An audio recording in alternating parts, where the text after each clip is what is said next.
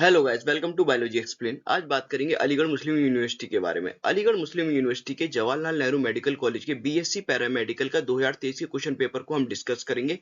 देखेंगे कि 2023 का क्वेश्चन पेपर किस तरीके से आया है बीएससी पैरामेडिकल का, उसका डिटेल एक्सप्लेनेशन करेंगे। एक एक ऑप्शन को हम डिटेल में समझेंगे कि ऐसा ना हो कि हमारा 2024 में कोई क्वेश्चन छूट जाए। और मैं आपको बता दूं, मैं अपने व्हाट्सएप ग्रुप पर कुछ इंपॉर्टेंट क्वेश्चन प्रोवाइड करूंगा जिससे आपको आसानी हो 2024 के क्वेश्चन पेपर को सॉल्व करने की। और मैं चाहता हूं कि मार्च के एंड वीक तक मैं एक टेस्ट सीरीज स्टार्ट करूंगा बीएससी पैरामेडिकल की और बीएससी नर्सिंग की, दोनों की टेस्ट सीरीज स्टार्ट करूंगा, जिससे क्या हो कि आपको पेपर देने में आसानी हो बीएससी पैरामेडिकल का और बीएससी नर्सिंग का। चलो आज स्टार्ट करते हैं बीएससी पैरामेडिकल का 2023 का क्वेश्चन पेपर किस तरीके से आया था अलीगढ़ मुस्लिम यूनिवर्सिटी का। ठीक है। और मैं बता दूं आपको कि एएमयू के एप्लीकेशन फॉर्म मार्च के एंड वीक तक आपके एप्लीकेशन फॉर्म निकल जाएंगे। आप थोड़ा घबराइए नहीं कि एप्लीकेशन आपके फॉर्म जरूर रिलीज होंगे मार्च के एंड वीक तक, तो आप अपनी तैयारी लगातार करते रहिए। ठीक है।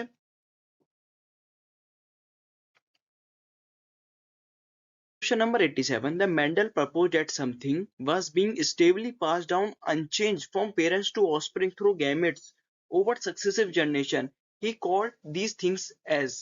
तो क्या हुआ कि ये क्वेश्चन कह रहा है कि मेंडल ने एक चीज है जो कि स्टेबली पास हो रही है आपकी parents to offspring through gamete over successive generation, generation to generation transfer हो रही है। वो चीज क्या है?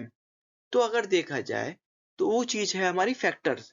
मेंडल ने काफी सारे एक्सपेरिमेंट करे, उन्होंने देखा कि एक चीज है जो जनरेशन टू जनरेशन पास हो रही है, उसका नाम इन्होंने क्या बोला? फैक्टर बोला। लेकिन आज प्रेजेंट डे में उसी चीज को हम क्या बोलते हैं? जीन्स बोलते हैं। क्या बोलते हैं? जीन्स बोलते हैं। लेकिन अगर इसने क्या बोला? मेंडल वर्ड यूज करा है, तो मेंडल के टाइम पर मेंडल ने उस चीज को क्या बोला था? फैक्टर बोला था। मेंडल ने क्या बोला था? फैक्टर बोला था। यहाँ पे मेंडल यूज किया है तो हम क्या बोलेंगे? फैक्टर बोलेंगे। लेकिन इसकी अगर प्रेजेंट डे बोला जाता है तो इसको हम क्या बोलते हैं? जीन्स बोलते हैं। ठीक है, तो हमारा क्या होगा? फैक्टर आंसर होगा। क्वेश्चन नंबर 86 क्या कह रहा है? Disease which does not occur due to the deficiency of nutrition. ऐसी कौन सी डिसीज है जो कि न्यूट्रिशन की डेफिशिएंसी के बिना हो रही है? पहला क्या बोल रहा है? मरम्मस। दूसरा बोल रहा है पीईएम, प्रोटीन एनर्जी माल न्यूट्रिशन। सी बोल रहा है आपका अपोक्सिया। और डी बोल रहा है क्वासरकोर। अगर मरम्मस और क्वासरकोर को देखा जाए तो वो किसका पार्ट है? प्रोटीन एनर्जी माल न्यूट्रिशन का पार्ट है। पीईएम के अंदर आपका मरम्मस और क्वासरकोर दोनों ही आते हैं। ठीक है। तो अगर हम पीईएम की फुल फॉर्म देखें, प्रोटीन एनर्जी माल न्यूट्रिशन, इसकी फुल फॉर्म है पीईएम की। और इसमें क्या होता है कि आपकी डेफिशिएंसी किसकी होती है? प्रोटीन और टोटल फूड कैलोरीज की डेफिशिएंसी होती है। उसको क्या बोलते हैं? हम पीईएम बोलते हैं, प्रोटीन एनर्जी माल न्यूट्रिशन बोलते हैं। उसमें कौन कौन सा आती है? आपके मरम्मस और क्वासरकोर जैसी दो डेफिशिएंसी डिसीज आती है, मरम्मस और क्वासरकोर। अगर मरम्मस की बात करें, अगर इन्फेंट, अगर बच्चा 1 साल से छोटा है और उसमें प्रोटीन की डेफिशिएंसी है, प्रोटीन और टोटल फूड कैलोरीज की डेफिशिएंसी है, तो वो किस में आएगा? मरम्मस में आएगा। ठीक है। The infant less than a year in age is marasmus. ठीक है। अगर क्वासरकोर को देखा जाए, अगर बच्चा 1 साल से बड़ा है, ठीक है, तो उसके अंदर कौन सी, अगर उसके अंदर प्रोटीन और टोटल फूड कैलोरीज की डेफिशिएंसी है, तो वो किसके अंदर आएगा? क्वासरकोर के अंदर आएगा। और क्या होता है? Some fat are still left under the skin. ठीक है। Extensive oedema and swelling of the body part are seen. क्या होगा कि क्या होगा? जो वो होगा, जो इस डेफिशिएंसी से पीड़ित चाइल्ड होगा, उसमें क्या होगा? आपको थोड़ा क्या होगा? स्किन के अंदर फैट दिखेगा, एक्सेसिव ओडीमिया दिखेगा, और कुछ बॉडी पार्ट आपको उसको फूले फूले से दिखेंगे। और इसमें दोनों के अगर कंबाइंड डेफिशिएंसी देखी जाए, दोनों को देखा जाए, तो wasting of muscle of thinning of limbs, wasting of muscle और थिनिंग ऑफ लिम्स दोनों में होंगे, मरम्मस में भी होगी और क्वासरकोर में होंगी। Failure of growth and bread development आपका मरम्मस में भी होगा और क्वासरकोर में भी होगा। मैंने इसलिए ही दोनों को कंबाइन करके दिखाया है कि दोनों के अंदर ही डेफिशिएंसी किसकी है? वेस्टिंग ऑफ मसल, ठीक है, और थिनिंग ऑफ लिम्ब। क्या होते हैं? हाथ पैर पतले हो जाना। और क्या होता है? फेलियर ऑफ ग्रोथ एंड, मतलब लंबाई ज्यादा नहीं बढ़नी, ना कि ब्रेन का डेवलपमेंट होता। तो इसका आंसर क्या हुआ? अभी देखें, नॉट न्यूट्रिशन डेफिशिएंसी, ये भी न्यूट्रिशन की डेफिशिएंसी की से होती है, और ये भी न्यूट्रिशन की डेफिशिएंसी से होती है, ये भी न्यूट्रिशन की पर वो कह रहा है नहीं होती है। अपोक्सिया क्या है? एल्टीट्यूड सिकनेस को क्या बोलते हैं? एपोक्सिया बोलते हैं। तो हमारा आंसर क्या हो गया? एपोक्सिया हो गया। यही न्यूट्रिशन की डेफिशिएंसी के बिना एपोक्सिया, एल्टीट्यूड सिकनेस को ही हम एपोक्सिया बोलते हैं। ठीक है, तो हमारा क्या हो गया, एपोक्सिया हो गया आंसर। क्वेश्चन नंबर 61 क्या कह रहा है, the diplontic life cycle is characteristics of, किसकी कैरेक्टरिस्टिक आपकी डिप्लॉन्टिक लाइफ साइकिल है।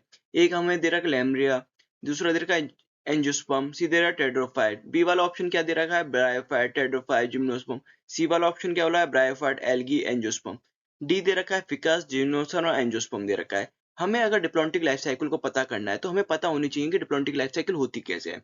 हम देखते हैं एक चार्ट के थ्रू कि डिप्लॉन्टिक लाइफ साइकिल होती कैसे है। आप देखो, अगर किसी की प्लांट बॉडी अगर 2n कंडीशन में है तो आपको वो क्या है, स्पोरोफाइटिक कंडीशन में है, 2n कंडीशन है। क्या है डोमिनेंट कंडीशन, क्या है उसकी, 2n कंडीशन है। जो प्लांट बॉडी 2n कंडीशन में तो उसी से तो फोटोसिंथेसिस करेगा 2n कंडीशन में। जब प्लांट बॉडी 2n कंडीशन में तो वही उसकी डोमिनेंट स्टेट हुई, तो उसकी स्टेट क्या हुई, 2n कंडीशन में। अगर उसको गैमेट्स फॉर्मेशन करने हैं, सपोज करो कि आपके बाहर जो पेड़ दिख रहे हैं, जो आपको दिखा एंजियोस्पर्म की कंडीशन सबसे ज्यादा डोमिनेंट है हमारे इन्वायरमेंट में। अगर मान लो कि हमें गैमेट्स फॉर्मेशन करेगा, तो गैमेट्स का फॉर्मेशन करे तो उसके अंदर क्या होगी, मियोसिस होगी। म्यूसिस से क्या होगा, वो क्या बनाएगा, जो अपने क्रोमोसोम 2n थे उससे n बनाएगा। n बनाएगा तो वो कौन सी कंडीशन हो जाएगी, जब गैमेट बना रहा है तो वो कौन सी बन गई, गैमेटोफाइटिक कंडीशन होगी। वो सिंगल सेल्ड कंडीशन होती है। जब आपके गैमेट्स होते हैं उसमें हैप्लॉइड कंडीशन ही तो होती है, 2n से n ही तो बनते हैं, तो हैप्लॉइड कंडीशन क्या होगी आपकी, गैमेट्स की फॉर्मेशन की। अब वो गैमेट्स बने तो वो गैमेटोफाइटिक कंडीशन होगी। और गैमेटोफाइटिक कंडीशन किस पर डिपेंड कर रही थी, स्पोरोफाइटिक कंडीशन। स्पोरोफाइट ही तो गैमेटोफाइट्स बना रहा था आपका। और गैमेटोफाइट से क्या होगा, जब गैमेटोफाइट्स बनेंगे, जो गैमेट्स फॉर्मेशन होगा आपका, गैमेट्स कंबाइन करेंगे तो जाइगोट का फॉर्मेशन होगा। जब जाइगोट का फॉर्मेशन क्या होगा, दोनों गैमेट्स कंबाइन करेंगे, मेल और फीमेल के गैमेट कंबाइन करेंगे तो जाइगोट बनेगा। तो फिर स्पोरोफाइटिक कंडीशन, फिर तुरंत डोमिनेंट डिप्लॉन्टिक कंडीशन तुरंत आ जाएगी। जब जाइगोट का फॉर्मेशन हो जाएगा तो डिप्लॉन्टिक कंडीशन तुरंत आ जाएगी। फिर जाइगोट क्या बना देगा, स्पोरोफाइट बना देगा, 2n कंडीशन। जो आपकी जो डोमिनेंट लाइफ साइकिल है वो स्पोरोफाइटिक लाइफ साइकिल है इसकी, किसकी, डिप्लॉन्टिक की। ठीक है, अगर हम इसके एग्जांपल देखें, क्या होते हैं आपके डिप्लॉन्टिक के, ये आपको डिप्लॉन्टिक है, ये बी वाला आपका डिप्लॉन्टिक है। ठीक है, अब देखिए जाए गैमेटोफाइट, अब मैंने बताया represent to a single to a few celled is haplontic, haploid gametophyte. ठीक है, इसके एग्जांपल देखते हैं। एल्गा में आपके फिकस हो गया, जिम्नोस्पर्म हो गया, एंजियोस्पर्म हो गए, ये आपको याद रहोगे। और इसके एग्जांपल से देखो तो हमारा पहले ही डी वाला ऑप्शन हमारा करेक्ट जा रहा है। ठीक है, और हमें पता होना चाहिए कि हैप्लॉन्टिक कंडीशन क्या होती है।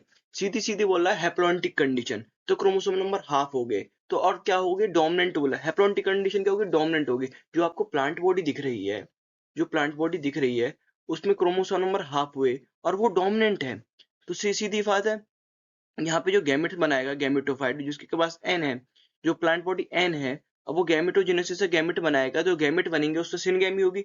फिर जाइगोट बनेगा, लेकिन जाइगोट क्या होगा, सिंगल सेल्ड होगा।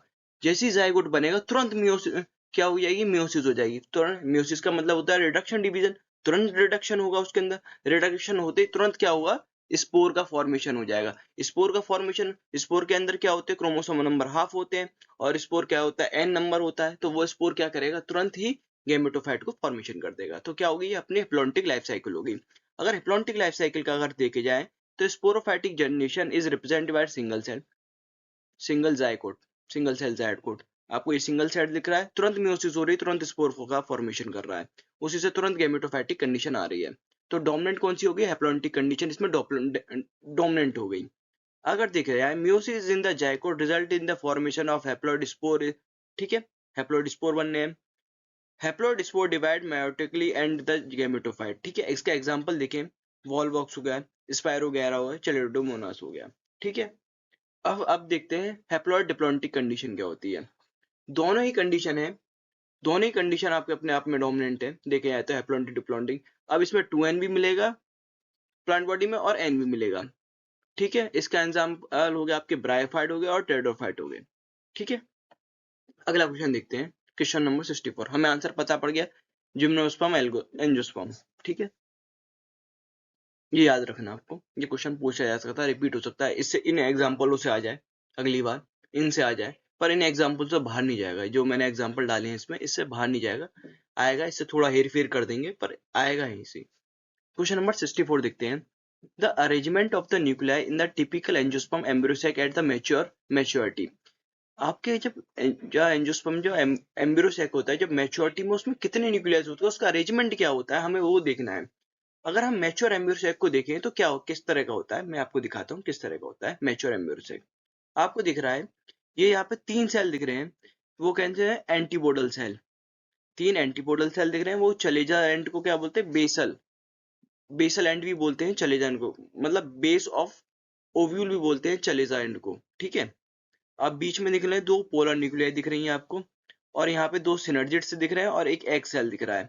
यहाँ दिख रहा है आपको फिलीफॉर्म एपरेटस दिख रहा है, और यहाँ पे आपको माइक्रोपाइलर एंड दिख रहा है।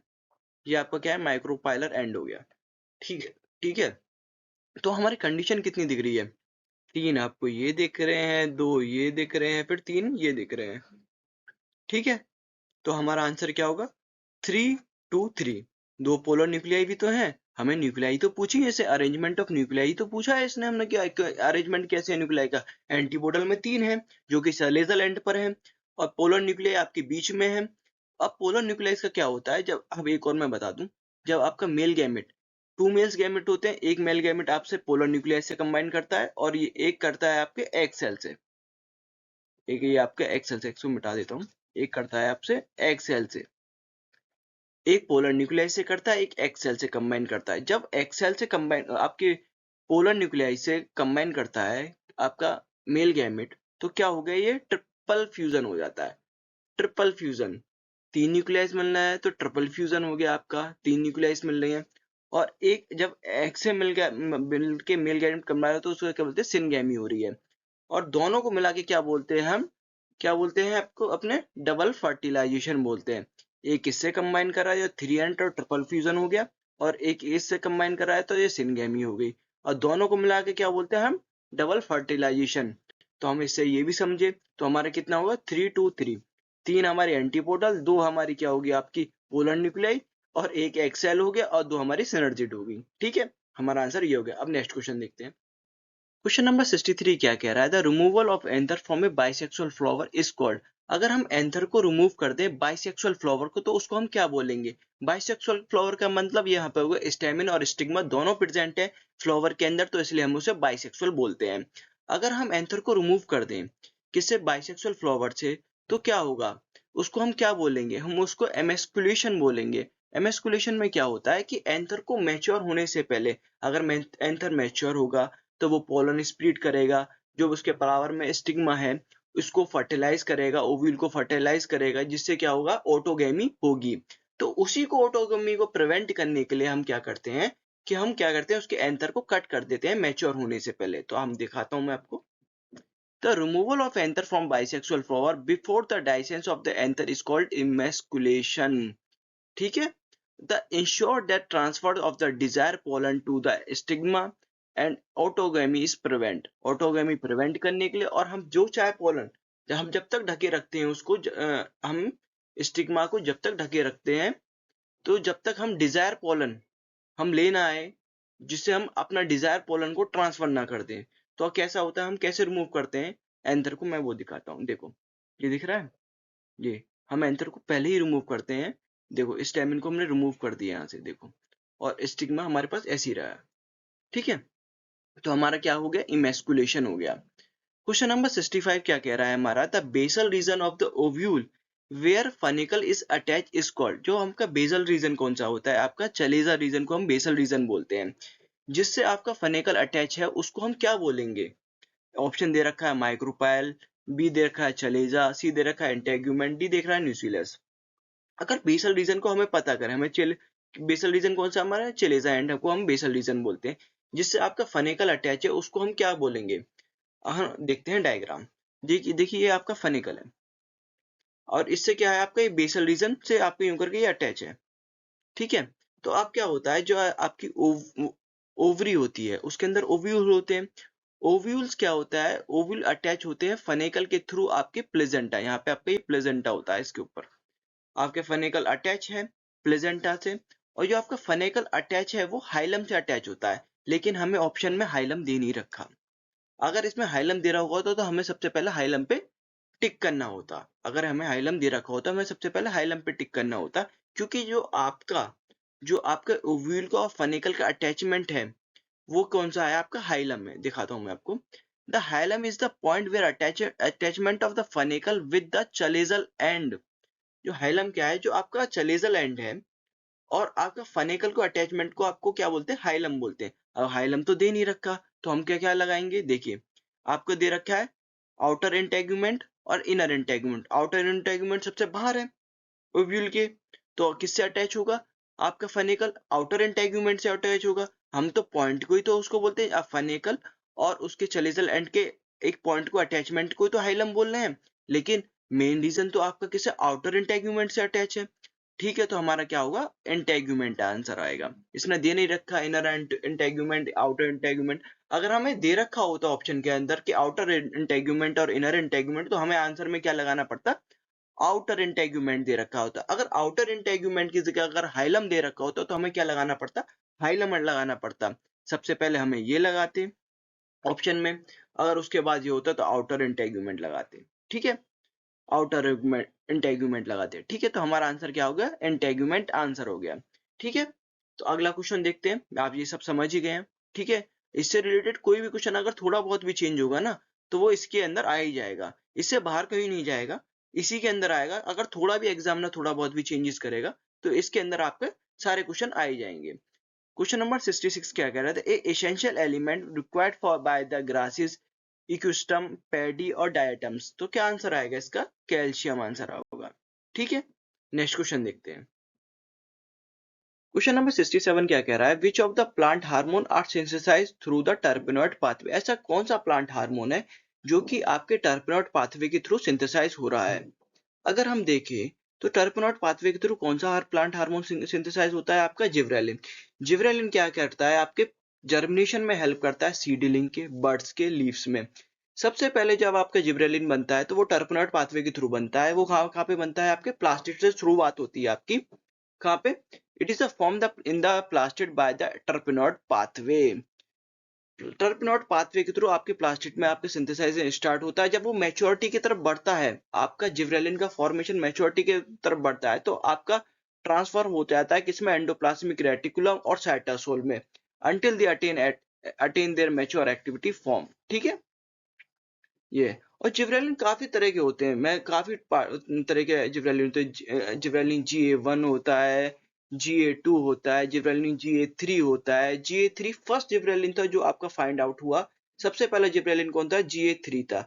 जिब्रेलिन आपके काफी सारे फिजियोलॉजिकल एक्टिविटीज में हेल्प करता है, जैसे आपकी ग्रेप्स की अगर स्टॉक की लेंथ इंक्रीज करनी है तो भी जिब्रेलिन का वर्क होता है। अगर आपको एप्पल को एक प्रॉपर शेप देना है, जैसे आपका एप्पल है थोड़ा प्रॉपर शेप में नहीं है, तो जिब्रेलिन उस पर एक्ट करके उसको प्रॉपर शेप प्रोवाइड करता है। और क्या, जैसे आपकी ब्रेकिंग इंडस्ट्रीज होती हैं, उसमें मेल्टिंग प्रोसेस में भी जिब्रेलिन का काफी वर्क होता है। ठीक है, अगर देखें जो शुगर केन होते हैं, शुगर केन में स्टेम की लेंथ को इंक्रीज करने के लिए भी जिब्रेलिन का वर्क होता है। और क्या है, जैसे आपको फ्लावर से होने से पहले, फ्लावर बनने से पहले अगर उसका इलोंगेशन करना है, उसके स्टेम को एलोंगेट करना है, तब भी जिब्रेलिन का वर्क होता है। ठीक है, तो हमने जिब्रेलिन के बारे में काफी देखा। तो हमारा आंसर क्या है, टर्पेनॉइड पाथवे किसके थ्रू होता है, आपका जिब्रेलिन में होता है। किसमें, कौन सी प्लांट हार्मोन में, जिब्रेलिन के अंदर। ठीक है, क्वेश्चन नंबर 68 देखते हैं। Which of the following scientists first suggested the oxygen evolve in photosynthesis come from water not come from CO2। ऐसे कौन सा साइंटिस्ट है जिसने बताया कि जो ऑक्सीजन जो इवॉल्व होती है वो वाटर से आती है ना कि CO2 से। हमें काफी सारे ऑप्शन दे रखे हैं, वैन नील दे रखा है, रॉबर्ट हिल दे रखा है, जोसेफ प्रेस्टाले दे रहा है, रॉबर्ट इमर्सन दे रखा है। अगर हम देखें, हमें देखना पड़ेगा कि काफी सारे साइंटिस्ट हैं, उनमें से एक बताना है कि हमें कौन सा साइंटिस्ट ने बताया था कि वाटर से इवॉल्व होती है। ठीक है, देखो ये कॉर्नेलियस वॉन नील थे, उन्होंने क्या करा कि ये इन्होंने प्रूव किया कि ऑक्सीजन जो इवॉल्व होती है वो स्प्लिटिंग ऑफ वाटर से नॉट कम फ्रॉम CO2। इन्होंने क्या करा कि जब उन्होंने वाटर को स्प्लिट कराया, तो स्प्लिट करा के उन्होंने देखा, तो ये देखा कि जो आपकी ऑक्सीजन जो इवॉल्व हो रही है वो CO2 आपके वाटर से इवॉल्व हो रही है, ना कि CO2 से इवॉल्व हो रही है।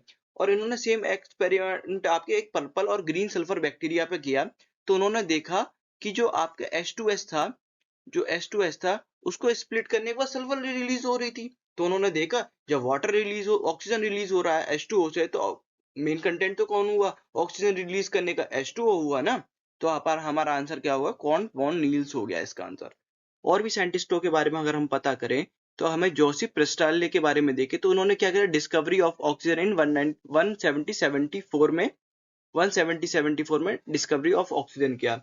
इन्होंने क्या किया, इन्होंने एक बेल जार लिया, उसमें क्या करा इन्होंने एक मिंट का पेड़ लिया और उन्होंने क्या करा, एक माउस लिया और क्या लिया, उन्होंने एक कैंडल लिया। तो उन्होंने देखा माउस और कैंडल दोनों फाउल एयर प्रोड्यूस कर रही हैं, लेकिन जो मिंट है आपका उनको प्योर एयर में कन्वर्ट कर रहा है। तो हमारा किसने बताया, जोसेफ प्रेस्टाले ने हमें ये बताया। उन्होंने क्या करा, डिस्कवरी ऑफ ऑक्सीजन भी दिया। और दूसरा क्या है आपका, जैन इगन हाउस, इन्होंने क्या बताया, इन्होंने बताया importance of sunlight and green part in the photosynthesis. क्या होता है कि इन्होंने क्या करा, एक एक्सपेरिमेंट किया। इन्होंने देखा, इन्होंने क्या करी, एक एल्गी ली और उन एल्गी को क्या करा, इन्होंने वाटर में डिप कर दिया। वाटर में डिप करने के बाद इन्होंने देखा जब सनलाइट का एक्सपोजर हो रहा है, इन्होंने इंपॉर्टेंस ऑफ सनलाइट बताई। जब इंपॉर्टेंस ऑफ सनलाइट बताया, इन्होंने देखा कि जब हम उसको, जब सनलाइट की कंडीशन में हम उसे रख रहे हैं तो एक क्या बोलते हैं, एक बबल्स फॉर्मेशन हो रहे हैं। उस बबल्स को उन्होंने बाद में तो क्या हुआ, तो वो ऑक्सीजन थे। उन्होंने देखा जब सनलाइट की प्रेजेंस में ऑक्सीजन प्रोड्यूस कर रहे हैं, किसके अंदर, ग्रीन पार्ट के अंदर फोटोसिंथेसिस हो रहा है। फिर क्या हुआ, दूसरा तीसरा साइंटिस्ट आया जूलियस वॉन सिचिस। उसने क्या करा, इन्होंने देखा कि जब फोटोसिंथेसिस हो रहा है तो क्या हो, किसका फॉर्मेशन हो रहा है, प्रोडक्शन ऑफ ग्लूकोज हो रहा है। और ग्लूकोज को किसके फॉर्म में स्टोर कराया जा रहा है, स्टार्च की फॉर्म में स्टोर किया जा रहा है। किसके अंदर, क्लोरोफिल के अंदर। तो इन्होंने, किसने बोला था, जूलियस वॉन सेच ने। टी.डब्ल्यू. इग्लीमैन ने क्या देखा कि उन्होंने क्या दिया, उन्होंने डिस्कवरी करी, the action spectrum of photosynthesis showed the maximum absorption of the blue and red light, experiment on green algae Cladophora. इन्होंने क्या करा, ग्रीन एल्गी ली और ग्रीन एल्गी के पास उन्होंने क्या करा, और सनलाइट की प्रेजेंस में फोटोसिंथेसिस की उन्होंने देखा कि फोटोसिंथेसिस हो कैसे रही है। इन्होंने ली एल्गी ली जिसका नाम था कैलोडोफोरा, उसके आसपास क्या रख दिए, बैक्टीरिया रख दिए।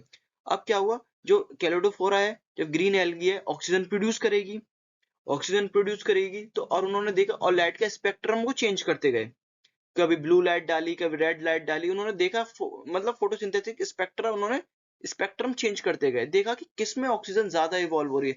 भाई जिसमें ऑक्सीजन ज्यादा इवॉल्व होगी वहीं एरोबिक बैक्टीरिया आएंगे। एरोबिक बैक्टीरिया को तो ऑक्सीजन की रिक्वायरमेंट है, एरोबिक बैक्टीरिया वहीं आएंगे जहां पर ऑक्सीजन ज्यादा होगी।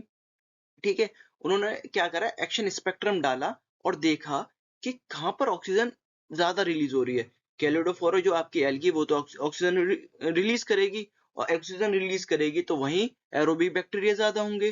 तो उन्होंने इससे फाइंड आउट करा कि कहां पर ज्यादा ऑक्सीजन इवॉल्व हो रही है, ब्लू लाइट में या रेड लाइट में। इस तरह के इन्होंने एक्शन स्पेक्ट्रम बताया फोटोसिंथेसिस का। तो हमारा क्या हुआ, ये हमारे सारे साइंटिस्ट हैं, ये हमें याद होने चाहिए, ये सारे साइंटिस्ट हमको याद होने चाहिए।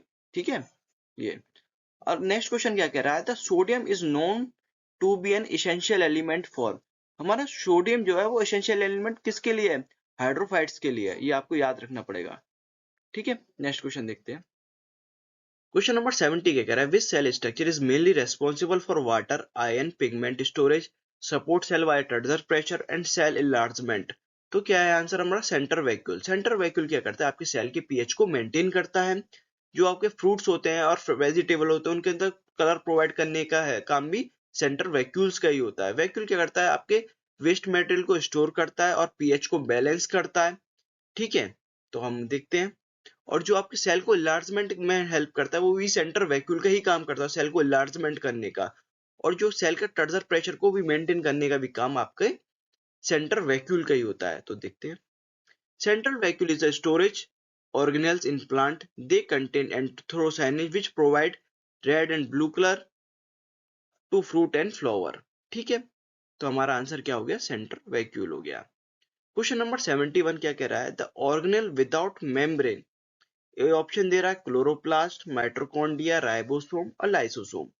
क्लोरोप्लास्ट को देखे तो डबल मेम्ब्रेन है, माइटोकॉन्ड्रिया भी डबल मेम्ब्रेन है, और आपका लाइसोसोम भी सिंगल मेम्ब्रेन है, और आपके राइबोसोम पे कोई मेम्ब्रेन नहीं प्रेजेंट होती। तो हमारा आंसर क्या हो गया, राइबोसोम हो गया। ठीक है, हम देखते हैं इसे डिटेल में। सेल है, सेल को हमने 3 पार्ट में डिवाइड किया, सेल मेम्ब्रेन, प्लाज्मा मेम्ब्रेन और प्रोटोप्लास्ट, साइटोप्लाज्म और न्यूक्लियस। ठीक है, ये देखो अब हमने साइटोप्लाज्म को 2 पार्ट में डिवाइड किया, साइटोसोल और सेल ऑर्गेनेले। अब सेल ऑर्गेनेल्स के अंदर ही हम देखेंगे किसके ऊपर मेम्ब्रेन है और किसके अंदर मेम्ब्रेन नहीं है। नॉन मेम्ब्रेन बाउंड ऑर्गेनेल्स कौन से हो गए आपको ये याद करने देना। राइबोसोम हो गया, पॉलीसोम हो गया, सेंट्रोल हो गया, सेंट्रोसोम हो गया, बेसल बॉडी हो गई, माइक्रोट्यूब्यूल्स हो गए, माइक्रोफिलामेंट हो गए। ये पूछ लिए जाते हैं कि किसके अंदर विदाउट मेम्ब्रेन है जी, किसके पास मेम्ब्रेन नहीं है। विदाउट मेम्ब्रेन सेल ऑर्गेन्स कौन कौन से हैं, तो राइबोसोम हो गया, पॉलीसोम हो गया, सेंट्रोसोम हो गया आपके बेसल बॉडी हो गए, माइक्रोट्यूबुल हो गया और माइक्रोफिलामेंट्स हो गया। अगर देखें सिंगल मेम्ब्रेन बाउंडेड कौन हो गया, आपकी गोल्गी बॉडी होगी, रफ एंडोप्लाज्मिक रेटिकुलम हो गया, स्मूथ एंडोप्लाज्मिक रेटिकुलम हो गया, लाइसोसोम हो गया, वैक्यूल हो गया और पेरोक्सीसोम हो गया। ये हो गया आपके सिंगल मेम्ब्रेन बाउंडेड ऑर्गेनिज्म। ठीक है, और देखते हैं डबल मेम्ब्रेन में हो गया आपका क्लोरोप्लास्ट हो गया और माइटोकॉन्ड्रिया हो गया। ठीक है, तो हमारा आंसर क्या हो गया, ribosome. Ribosome organelles without membrane, तो हमारा आंसर क्या हो गया, राइबोसोम हो गया। नेक्स्ट क्वेश्चन देखते हैं। क्वेश्चन नंबर 73 हमारा क्या कह रहा है, the photochemical smoke consist of. हमारा फोटोकेमिकल स्मोक किस किस चीजों से मिलकर बना होता है। फोटोकेमिकल स्मोक हमारा प्राइमरी पॉल्यूटेंट और सेकेंडरी पॉल्यूटेंट की कॉम्बिनेशन को क्या बोलते हैं, हम फोटोकेमिकल स्मोक बोलते हैं। जब हमारा प्राइमरी पॉल्यूटेंट सनलाइट की प्रेजेंस में क्या होता है, सेकेंडरी पॉल्यूटेंट में कन्वर्ट हो जाता है। हमारा प्राइमरी पॉल्यूटेंट और सेकेंडरी पॉल्यूटेंट की कॉम्बिनेशन को हम क्या बोलते हैं, फोटोकेमिकल स्मोक बोलते हैं। फोटोकेमिकल स्मोक के अगर हम एग्जाम्पल देखें, जैसे हमारा हुआ नाइट्रोजन ऑक्साइड हो गया, वोलेटाइल ऑर्गेनिक कंपाउंड हो गए, ये क्या है, हमारे प्राइमरी पॉल्यूटेंट है ये वाला।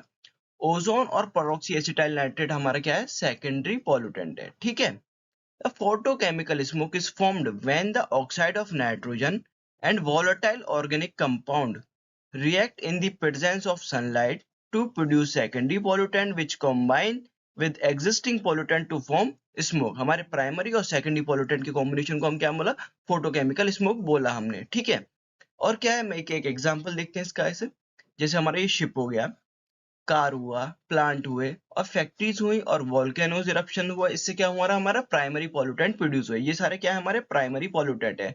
Nitrogen dioxide, volatile organic compound, ये हमारे क्या है, प्राइमरी पॉल्यूटेंट है। जब सनलाइट की प्रेजेंस में क्या हुआ, सनलाइट की प्रेजेंस में ये किस में कन्वर्ट हो गए, हमारे सेकेंडरी पॉल्यूटेंट में कन्वर्ट हो गए। जैसे हमारा ओजोन हो गया और पेरोक्सी एसिटाइल नाइट्रेट हमारा क्या है, सेकेंडरी पॉल्यूटेंट है। हम देखते हैं कि ओजोन कैसे फॉर्मेशन हुई, प्राइमरी से सेकेंडरी। देखिए क्या होता है, ये नाइट्रोजन डाइऑक्साइड रिलीज फ्रॉम हमारे ऑटोमोबाइल से रिलीज हुई, उससे क्या हुआ, सनलाइट क्या है, ये ऑब्जॉर्व करेगी। नाइट्रोजन डाइऑक्साइड ने सनलाइट ऑब्जॉर्व करी और किसमें ब्रेक हो गया, नाइट्रिक ऑक्साइड और फ्री ऑक्सीजन में ब्रेक हो गया। ठीक है, जब क्या हुआ, फ्री ऑक्सीजन जो हमारी रिलीज हुई उससे क्या करेगा, कंबाइन करेगा ऑक्सीजन से। ठीक है, फ्री ऑक्सीजन जब हमारी रिलीज हुई तो कंबाइन किसके साथ कर गया, ऑक्सीजन के साथ। किसकी प्रेजेंस में, सनलाइट की प्रेजेंस में, अल्ट्रावायलेट रेडिएशन की प्रेजेंस में। इससे क्या फॉर्मेशन हो गया, हमारा ओजोन का फॉर्मेशन हो गया। तो ओजोन क्या है, हमारा सेकेंडरी पॉल्यूटेंट है। किसकी प्रेजेंस में, प्राइमरी पॉल्यूटेंट से क्या हुआ, हमारी प्राइमरी पॉल्यूटेंट क्या थे, नाइट्रोजन डाइऑक्साइड थी, उस पर सनलाइट अल्ट्रावायलेट रेडिएशन पड़ा हुआ, उससे हमारा नाइट्रोजन डाइऑक्साइड हमारे किसमें में, नाइट्रिक ऑक्साइड और ऑक्सीजन में। जब फ्री ऑक्सीजन जो रिलीज हुई उसने ऑक्सीजन के साथ कंबाइन करके ओजोन का फॉर्मेशन कर लिया। ये है हमारा क्या, फोटोकेमिकल स्मोक। क्या, प्राइमरी और सेकेंडरी पॉल्यूटेंट के कॉम्बिनेशन से हमारा क्या बना, फोटोकेमिकल स्मोक बना। इसका एग्जाम्पल हमारा ऑप्शन क्या हुआ, O3 क्या है, हमारी क्या है, सेकेंडरी पॉल्यूटेंट, और पेन क्या है, पेरोक्सी एसिटाइल नाइट्रेट हमारा सेकेंडरी पॉल्यूटेंट, और नाइट्रोजन डाइऑक्साइड हमारा क्या है, प्राइमरी पॉल्यूटेंट। ठीक है, ये हमारा सेकेंडरी पॉल्यूटेंट। तो इसका आंसर क्या हो, सी हो गया। और नेक्स्ट क्वेश्चन क्या कह रहा है, 72, द प्लांट सक्सेशन अगर ऑन सैंडी एरिया। क्या होता है प्लांट सक्सेशन, आप अगर सक्सेशन देखें तो सक्सेशन में क्या होता है, सक्सेशन में होता क्या है कि हमारी जो ऑल कम्युनिटी है कॉन्स्टेंटली चेंज होती है इन्वायरमेंटल कंडीशन पे। जैसे हमारा क्या हुआ, इन्वायरमेंटल कंडीशन चेंज हुई तो हमारी जो कम्युनिटी है वो भी चेंज होती जा रही है सीरियली। जैसे हमारा पहले क्या था, बेयर रॉक्स थी, उससे धीरे धीरे करके आप क्या, हर्बाएं, फिर शर्वाएं, फिर एक क्लाइमैक्स कम्युनिटी बनी, तो इसी को सक्सेशन बोलते हैं। ठीक है, तो कैसा है, दिखाते हैं हमको क्या होता है। Ecological succession is a series of changes that अगर इन इकोलॉजिकल कम्युनिटी ओवर टाइम। ठीक है, जैसे ही हमारा एनवायरनमेंट चेंज हो रहा है वैसे ही कम्युनिटी चेंज हो रही है। जैसे कम्युनिटी चेंज हो रही है, थोड़ा थोड़ा एनवायरमेंटल कंडीशन भी चेंज हो रही है, तो क्या हो रहा है, धीरे धीरे करके एक क्लाइमेक्स कम्युनिटी की तरफ आगे बढ़ रही है। तो इसका एक एग्जांपल दिखाता हूं मैं आपको, क्या होता है। जैसे आपको दिख रहा है ये बेयर रॉक्स हैं, ये बेयर रॉक्स है। पहले कंडीशन यहाँ थी, इन सब पर लाइकेंस आके अटैक किया इन पर, तो इनको डिकम्पोज करा। फिर क्या हुआ, आगे आगे करके धीरे धीरे पर हरवाई, फिर शरवाई, इस धीरे धीरे कर एक फिर ट्रीज आए। ठीक है, ऐसे ऐसे करके एक एक क्लाइमेक्स कॉमेडी की तरफ आगे बढ़ते चले गए। तो इसी को क्या बोलते हैं, एक सक्सेशन बोलते हैं। Different type of initial state होती है हमारी सक्सेशन की। जैसे हाइड्रोक्सीरी हमारी कहाँ से होती है, वाटर और एक्वेटिक हैबिटेट से क्या होते हैं, हाइड्रोक्सीरी होते हैं। जीरो सीरी कहाँ से होती है हमारे, ड्राई हैबिटेट से होती है। लिथोसीरी कहाँ से होती है, बेयर रॉक से स्टार्ट होता है, जो मैंने पिज्जा एग्जाम्पल दिखाया रॉक्स वाला। सेस्मोसीरी हमारे सैंडी एरिया से होते हैं। हेलोसीरी हमारे सैलाइन और सैलाइनी सॉइल या सॉलाइनी वाटर से स्टार्ट होते हैं, उसको बोलते हैं हेलोसीरी। सैलाइनी कहाँ से होते हैं, माइक्रो ऑर्गेनिज्म और डेड ऑर्गेनिज्म से स्टार्ट हुए, डेड मटेरियल से स्टार्ट हुए, उसे बोलते हैं सैलाइनी बोलते हैं। इकोसीरी कहाँ से होती है, वेजिटेशन और से स्टार्ट हुआ हमारा, development of vegetation in an इरा से स्टार्ट हो, तो हमारा क्या बोलते हैं, इरोसीरी बोलते हैं। ठीक है, तो हमारा क्वेश्चन क्या था, प्लांट सक्सेशन अकर इन सैंडी एरिया, तो हमारा क्या था, सेस्मोसीरी हमारा एग्जाम्पल था, इसका आंसर था। ठीक है, अगला क्वेश्चन देखते हैं। हमारा क्वेश्चन नंबर 74 कह रहा है, in an embryo the cell at the chalazal end are called. हमारे चलेजल एंड के पास हमारे कौन से सेल्स प्रेजेंट होते हैं। अगर हम ओवरी को देखें तो ओवरी के अंदर ओव्यूल्स होते हैं। ओव्यूल्स किससे अटैच होते हैं, हमारे प्लेजेंटा से अटैच होते हैं। और प्लेजेंटा से किससे अटैच होते हैं, फनेकल से अटैच होते हैं। और ठीक है, अगर हम ओव्यूल का स्ट्रक्चर देखें तो ये हमारा ओव्यूल का स्ट्रक्चर है, ये आपको दिख रहा है, पूरा ओव्यूल का स्ट्रक्चर है। और ओव्यूल के ऊपर हमारा इनर इंटेगुमेंट होता है और आउटर इंटेगुमेंट की कवरिंग होती है। ठीक है, और क्या होता है, जो बेसल पार्ट होता है हमारे उसका ओव्यूल का, उसको हम बोलते हैं चलेजा। ठीक है, चलेजा एंड बोलते हैं किसको, बेसल पार्ट ऑफ ओव्यूल को बोलते हैं। और एक होता है माइक्रोपाइलर, जिसको बोलते हैं हम एग एपरेटस भी बोलते हैं। इसके पास हमारा एग एपरेटस होता है। माइक्रोपाइलर एंड के पास हमारा क्या होता है, एग एपरेटस होता है। ठीक है, अगर हम देखे जाए ओव्यूल के अंदर आपका क्या होता है, एक एम्ब्रियो सैक होता है। ठीक है, उसे हम फीमेल गैमेटोफाइट भी बोलते हैं। अगर हम इसको बढ़ा करके देखें तो कैसा दिखता है। ठीक है, ठीक है, ये है हमारा, हमने एम्ब्रियो सैक, जिसको हमने बड़ा करके देख लिया, जिसको हम फीमेल गैमेटोफाइट बोलते हैं। अगर हम चलेजा एंड पर देखें, ठीक है, चलेजा एंड को हम क्या बोलते हैं, बेसल पार्ट ऑफ ओव्यूल भी बोलते हैं। इसके पास क्या होता है, एंटीपोडल सेल होते हैं। ठीक है, एंटीपोडल सेल कितने नंबर होते हैं, तीन नंबर होते हैं। तीन एंटीपोडल सेल होते हैं। ठीक है, और ये हमारे माइक्रोपाइलर एंड के पास क्या होता है, हमारा एग एपरेटस होता है। इसके पास दो सिनर्जिड सेल होते हैं और एक एग सेल होता है। ठीक है, ये हो गया हमारा माइक्रोपाइलर एंड। ठीक है, और बीच में क्या होती हैं, दो पोलर न्यूक्लियाई होते हैं, जिसे हम सेंट्रल सेल भी बोलते हैं। ठीक है, तो हमारे पास कंडीशन क्या हुई, आपको एक सेल ये दिख रहा, दो सेल ये हो गया, तीसरा सेल ये हो गया, चौथा ये हो गया, पांचवा हो गया, छठा ये हो गया। ये फ्री न्यूक्लियाई है आपके अंदर, जो बीच में देखें दो पोलर न्यूक्लियाई दिख रही है, वो फ्री है। तो ये तो कितने हो गए हमारे, छह। तो हमारे कैसे दिख रहे हैं आपको, जिनके ऊपर सेल कवरिंग है, जिसमें सेल मेम्ब्रेन की कवरिंग है, प्रॉपर सेल है। और बीच में क्या है, आपके दो पोलर न्यूक्लियाई हैं। तो हमारे क्या हुआ, तो छह तो हमारे कैसे हैं, जिन पर सेल मेम्ब्रेन की कवरिंग है। तो क्या हो गया, ठीक है।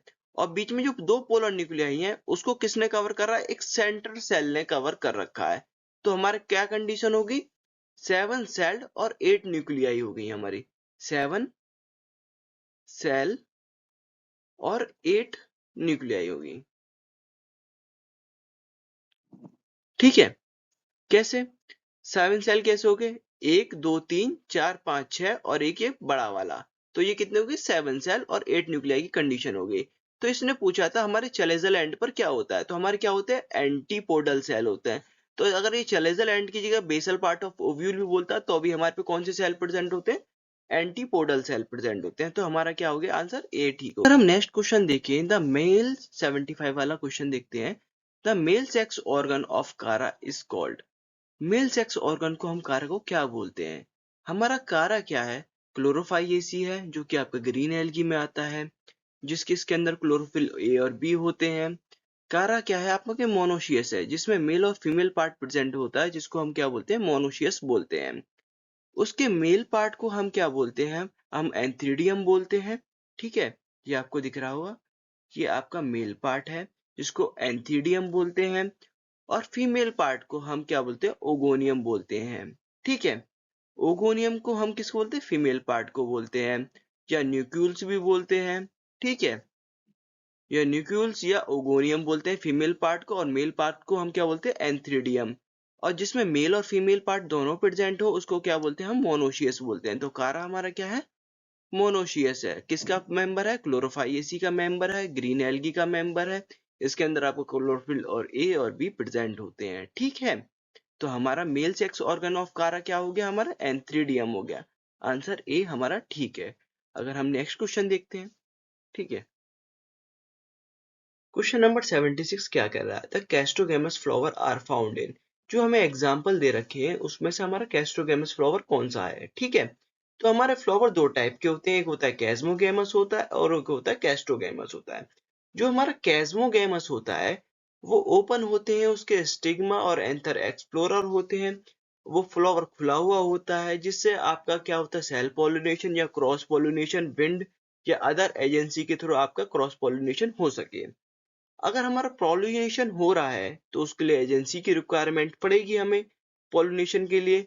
तो इसके लिए आपके कैस्मोगेमस के लिए आपके पॉलिनेशन एजेंट की रिक्वायरमेंट है। और हमारा ये फ्लावर क्या है, वो प्रीडोमिनेंट है। ठीक है, तो क्या बोला है, the flower are open exploring anther and stigma, flower are undergoing self pollination और cross pollinating, pollination agency is oftenly required, the flower oftenly predominant. ठीक है, ये तो हमारा हो गया कैस्मोगेमस। और हमें कैस्ट्रोगेमस की बात करें तो वो हमारा फ्लावर क्या है, बंद है। बंद है तो पोलिनेटिंग एजेंट की रिक्वायरमेंट नहीं है, उसमें सेल पोलिनेशन ही होगा, और हमें नो पोलिनेशन एजेंट की रिक्वायरमेंट नहीं है। ठीक है, और क्या होगा, द फ्लावर क्या है, डिस्टिंग्विश नहीं है, मतलब कि उसके मतलब कोई कलरफुल नहीं है ज्यादा। हमें क्यों रिक्वायरमेंट नहीं है, अगर अगर कलरफुल होगा जब भी तो पॉलिनेटिंग एजेंट आएंगे। जब हमारा हमें सेल पॉलिनेशन हो रहा है तो पॉलिनेटिंग एजेंट की हमें रिक्वायरमेंट ही नहीं है। ठीक है, तो इसमें क्या हो गया, हमारा कैस्ट्रोगेमस हो गया। ठीक है, हम दोनों समझ के, हमारे दो टाइप के होते हैं, कैस्मोगेमस और कैस्ट्रोगेमस।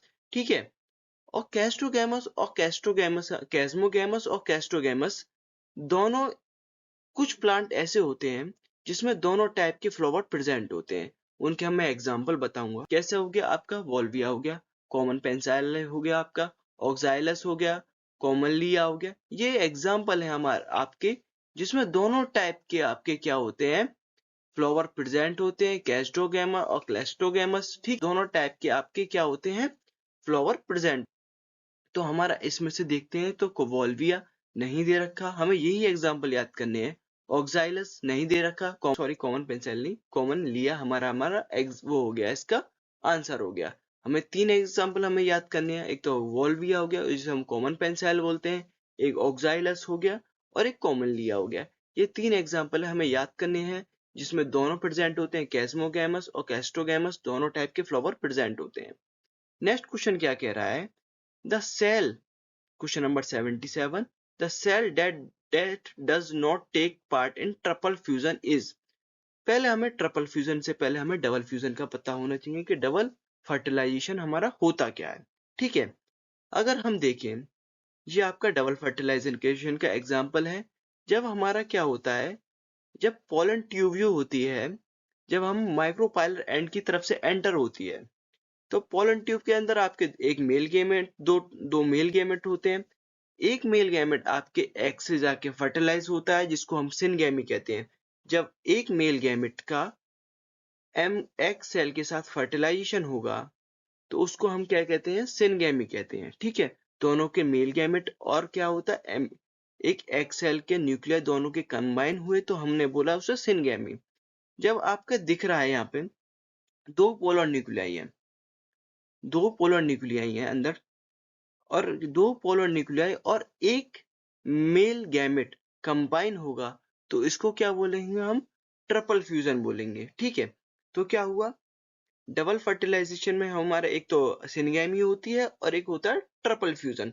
ट्रिपल फ्यूजन में आपके दो पोलर न्यूक्लियस और एक मेल गैमेट कंबाइन होने के बाद आपका क्या बनता है, ट्रिपल फ्यूजन होता है। आपको मैं दिखाता हूँ कि आपको ये दिख रहा है, एक मेल गैमेट, दो मेल गैमेट दिखा रहे हैं, एक मेल गैमेट तो इस वाली एग सेल से कंबाइन हो जाएगा, तो इसको हम क्या बोलेंगे, सिनगैमी बोलेंगे। ठीक है, दोनों के न्यूक्लियाई कंबाइन हो गए, और क्या हुआ, एक मेल गैमेट बचा और ये दो न्यूक्लियाई के साथ कंबाइन हो गया। ठीक है, ऐसे कंबाइन हो गया, तो इसको बोल दिया हमने ट्रिपल फ्यूजन हो गया हमारा, और इसको बोल दिया सिनगैमी। ट्रिपल फ्यूजन और सिनगैमी को कंबाइन करने के बाद हम क्या बोलते हैं, डबल फर्टिलाइजेशन बोलते हैं। ये आपको दिख रहा होगा। 3n कंडीशन हो गई। ठीक है, और ये 2n कंडीशन हो गई। 2n कंडीशन को हमने सिनगैमी बोला और 3n कंडीशन को हमने क्या बोला, ट्रिपल फ्यूजन बोला। अगर हम देखते हैं कि जो हमारा ट्रिपल फ्यूजन है वो बाद में कन्वर्ट हो जाता है आपका प्राइमरी एंड्रोस्पर्म भी बोलते हैं, PEN में कन्वर्ट हो जाता है, जिसके अंदर न्यूक्लियाई आपकी 3 होती हैं। ठीक है, और आपके ये दिख रहा है ऊपर का, ये तो आपके तीनों कंबाइन हो गए, तो ये किस में कन्वर्ट हो गया, प्राइमरी एंड्रोस्पर्म न्यूक्लियस में आपका कन्वर्ट हो गया है, जिसको हम बोलते हैं 3n कंडीशन। ठीक है, और आपका क्या था, और ये इसके ऊपर जो आपको दिख रहा है न्यूक्लियाई के ऊपर जो सेल होगा उसको हम क्या बोलेंगे, प्राइमरी एंड्रोस्पर्म सेल बोलेंगे। तो हमारा क्या हुआ, the cell does not take part in triple fusion. Egg cell हमारे एक्सेल हो गया एक मेल गैमेट भी हमारे क्या बोलते हैं, ट्रिपल फ्यूजन में कंबाइन हो रहे हैं, 2 न्यूक्लियाई हो रहे हैं, एक्सेल भी आ रहे हैं, लेकिन सिनर्जिड नहीं आ रहे। तो क्या हो गया हमारा, ये हो गया ट्रिपल फ्यूजन में सिनर्जिड हो गया, जो take part in cell fusion. ठीक है, तो सिनर्जिड हमारा आंसर हो गया। हमारा आंसर क्या हो गया, सिनर्जिड हो गया। सिनर्जिड क्या हो गया, वो take part in triple fusion. वो हमारा सिनर्जिड क्या होता है, वो ट्रिपल फ्यूजन में पार्ट नहीं लेता। ठीक है, हमारा आंसर क्या हो गया, सिनर्जिड हो गया। ठीक है, नेक्स्ट क्वेश्चन देखते हैं। क्वेश्चन नंबर 83 क्या कह रहा है, which of the following animal procedure joint chromosome. ऐसा कौन सा एनिमल है जिसके पास जॉइंट क्रोमोसोम प्रेजेंट है। ए बोल रहा है डार्सोफिला, बी बोल रहा है माउस, सी बोल रहा है ब्रांचोमाइसिस, डी बोल रहा है ज़ैंथोफिला। अगर देखे जाए तो जॉइंट क्रोमोसोम का दूसरा नाम क्या होता है, पॉलिटीन क्रोमोसोम या सिलेवरी ग्लैंड क्रोमोसोम भी बोलते हैं। क्या बोलते हैं, पॉलिटीन क्रोमोसोम या सिलेवरी ग्लैंड क्रोमोसोम।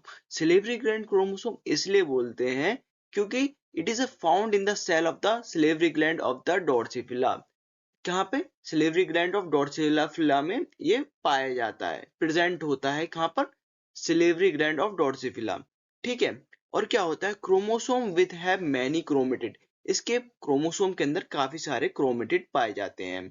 ठीक है, और ये फॉर्मेशन कैसा होता है, इसका पॉलिटीन क्रोमोसोम का फॉर्मेशन कैसा होता है, क्या होता है, एनाफेज में non disjunction of chromosome during anaphase. क्या होता है एनाफेज में क्या होता है, क्रोमोसोम अलग अलग होते हैं, लेकिन इसमें क्या होता है, एनाफेज में क्रोमोसोम का नॉन डिसजंक्शन होता है, कि क्रोमोसोम अलग नहीं होते, इसकी वजह से काफी सारे क्रोमेटिड पाए जाते हैं। और इसका नाम क्या है, आपका जॉइंट क्रोमोसोम का दूसरा नाम क्या था, पॉलिटीन क्रोमोसोम था, या इसको क्या बोलते हैं, सिलेवरी ग्लैंड क्रोमोसोम भी बोलते हैं। किसके अंदर प्रेजेंट था, डॉर्सिफिला के सिलेवरी ग्लैंड के अंदर प्रेजेंट था। क्या नाम, पॉलिटीन क्रोमोसोम या जॉइंट क्रोमोसोम या सिलेवरी ग्लैंड क्रोमोसोम। ठीक है, फॉर्मेशन कहाँ पे हो रहा था, non disjunction of chromosome during anaphase में। क्या हो रहा था, क्रोमोसोम का नॉन डिसजंक्शन हो रहा था एनाफेज में। ठीक है, आंसर क्या हो गया, डॉर्सिफिला। ठीक है, अगर 81 देखा जाए, diagnosis of typhoid is done by. हम टाइफाइड को कैसे डायग्नोस कर सकते हैं। अगर हम देखें, टाइफाइड को हमें फाइंड करने के लिए हमें विडाल टेस्ट करा जाता है। टाइफाइड को फाइंड करने के लिए हमें विडाल टेस्ट किया जाता है। विडाल टेस्ट से कंफर्म होता है कि हमें इस पेशेंट को टाइफाइड है या नहीं है। तो आंसर क्या हो गया इसका, विडाल टेस्ट। ठीक है, क्वेश्चन नंबर 82 देखते हैं।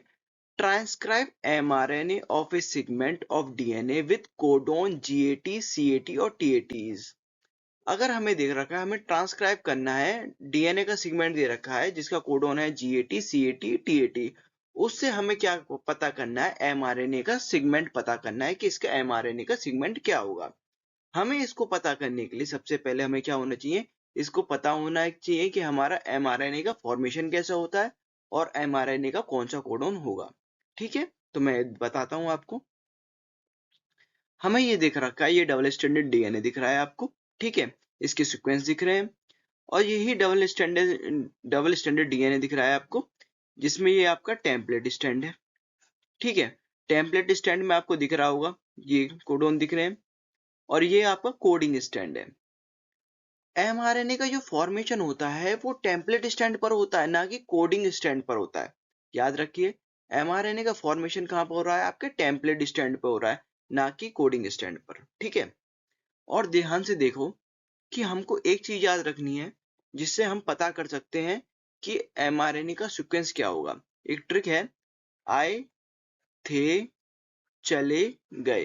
क्या है, थे आए थे चले गए। एडेनिन के साथ थाइमिन और साइटोसिन के साथ ग्वानिन। ठीक है, ये तो है डीएनए के साथ। अगर आरएनए की बात करें तो यहाँ पर क्या आएगा, यूरासिल आएगा। ठीक है, अब देखो, थाइमिन दे रखा है तो इसके साथ एडेनिन आएगा, और एडेनिन है तो यूरासिल आएगा, साइटोसिन है तो ग्वानिन आएगा, थाइमिन है तो एडेनिन आएगा, और ए है तो यू आएगा। इससे देखो आप, इससे आप पता करो, ए से यू आएगा, जी है उसके साथ सी आएगा, और ए है तो उसके साथ यू आएगा। यू कहाँ कहाँ आ रहा है, जब एमआरएनए का फॉर्मेशन हो रहा है। अगर ये डीएनए का होता तो क्या होता है, इसकी जगह टी आता। एक चीज देखो, ये तो हो गया आपका एमआरएनए का सीक्वेंस, और देखो ये है आपका coding sequence, coding stand. MRNA और कोडिंग स्टैंड में कोई डिफरेंस नहीं होता, बस कोडिंग स्टैंड में थाइमिन होता है और एमआरएनए में क्या होता है, आपका यूरासिल होता है। कोई डिफरेंस नहीं होता। अगर आपको एक स्टैंड टेम्पलेट स्टैंड पता है तो आप उससे क्या होता है, एमआरएनए फॉर्मेशन कर सकते हो। एमआरएनए के फॉर्मेशन से आप क्या पता कर सकते हो, आपका कोडिंग स्टैंड क्या होगा डीएनए का। अगर आपको कोडिंग स्टैंड पता है डीएनए का, तो आप एमआरएनए का पता कर सकते हो। एमआरएनए कैसे पता पड़ जाएगा कि आपको कोडिंग स्टैंड और एमआरएनए में कोई डिफरेंस नहीं होता, बस कोडिंग स्टैंड में थाइमिन होता है और एमआरएनए में आपका क्या होता है, यूरासिल होता है। लेकिन टेम्पलेट स्टैंड और आपका एमआरएनए में डिफरेंस होता है, मैंने आपको बताया। उससे कैसे पता पड़ेगी, आए थे चले गए। ठीक है, टी के साथ ए के साथ यू, सी के साथ जी और टी के साथ ए। ठीक है, तो हमें पता पड़ा कि ऐसे। अब देखो, ये हमें कोडिंग स्टैंड दे रखा है, कोडिंग कह रहा हूँ, टेम्पलेट स्टैंड दे रखा है, क्योंकि टेम्पलेट स्टैंड से ही तो हम पता करेंगे कि एमआरएनए का सीक्वेंस क्या होगा। तो हमें एक वो कोडोन दे रखा है, किसका, टेम्पलेट स्टैंड का दे रखा है, तो आप पता करते हैं। ठीक है, सी के साथ जी के साथ हमारा क्या आएगा, सी आ गया। ए के साथ क्या आएगा हमारा, यू आएगा, क्योंकि हम एमआरएनए का फॉर्मेशन कर रहे हैं। थाइमिन के साथ क्या आएगा हमारा, ए आएगा। सी के साथ क्या आएगा हमारा, जी आएगा। ए के साथ क्या आएगा, यू आएगा। टी के साथ क्या आएगा हमारा, ए आएगा। और टी के साथ क्या आएगा, ए आएगा। और ए के साथ क्या आएगा, यू आएगा। और टी के साथ हमारा क्या आएगा, ए आएगा। तो हमारा कौन सा मैच कर रहा है, हमारा फर्स्ट वाला मैच कर रहा है। ठीक है, तो इससे हम पता पड़ा कि हमारा में क्या होता है, हमारा का फॉर्मेशन कहाँ होता है, टेम्पलेट स्टैंड पे होता है। टेम्पलेट स्टैंड में पे हम क्या लगाते हैं, आए थे चले गए। ठीक है, नेक्स्ट क्वेश्चन देखते हैं। क्वेश्चन नंबर 85 क्या कह रहा है, during allergy condition which of the following cell increase in number. जब हमको एलर्जी कंडीशन होती है तो कौन से सेल्स का नंबर इंक्रीज हो जाता है। हमको पता है इओसाइनोफिल्स क्या है, उनका नंबर इंक्रीज हो जाता है जब हमारा एलर्जी कंडीशन होती है। और इसमें कौन सी इम्यूनोग्लोबिन इन्वॉल्व होती है, आईजीई का इन्वॉल्वमेंट होता है। जो हमारा इओसाइनोफिल है वो ग्रेनुलेटेड है।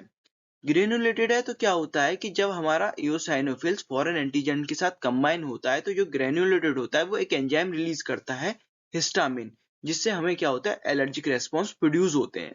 ठीक है, तो हम पर देखते हैं, a white blood cell called eosinophils is a granulated which mean it secrete enzyme granules to combine a foreign invader and less eosinophils are involved in nearly everybody's system। ठीक है, और क्या होता है, it is the first element inventing pathogen include parasite bacteria viruses। ठीक है, और क्या होता है, जब इओसाइनोफिल्स का नंबर इंक्रीज हो जाता है तो क्या बोलते हैं, इओसाइनोफिलिया बोलते हैं।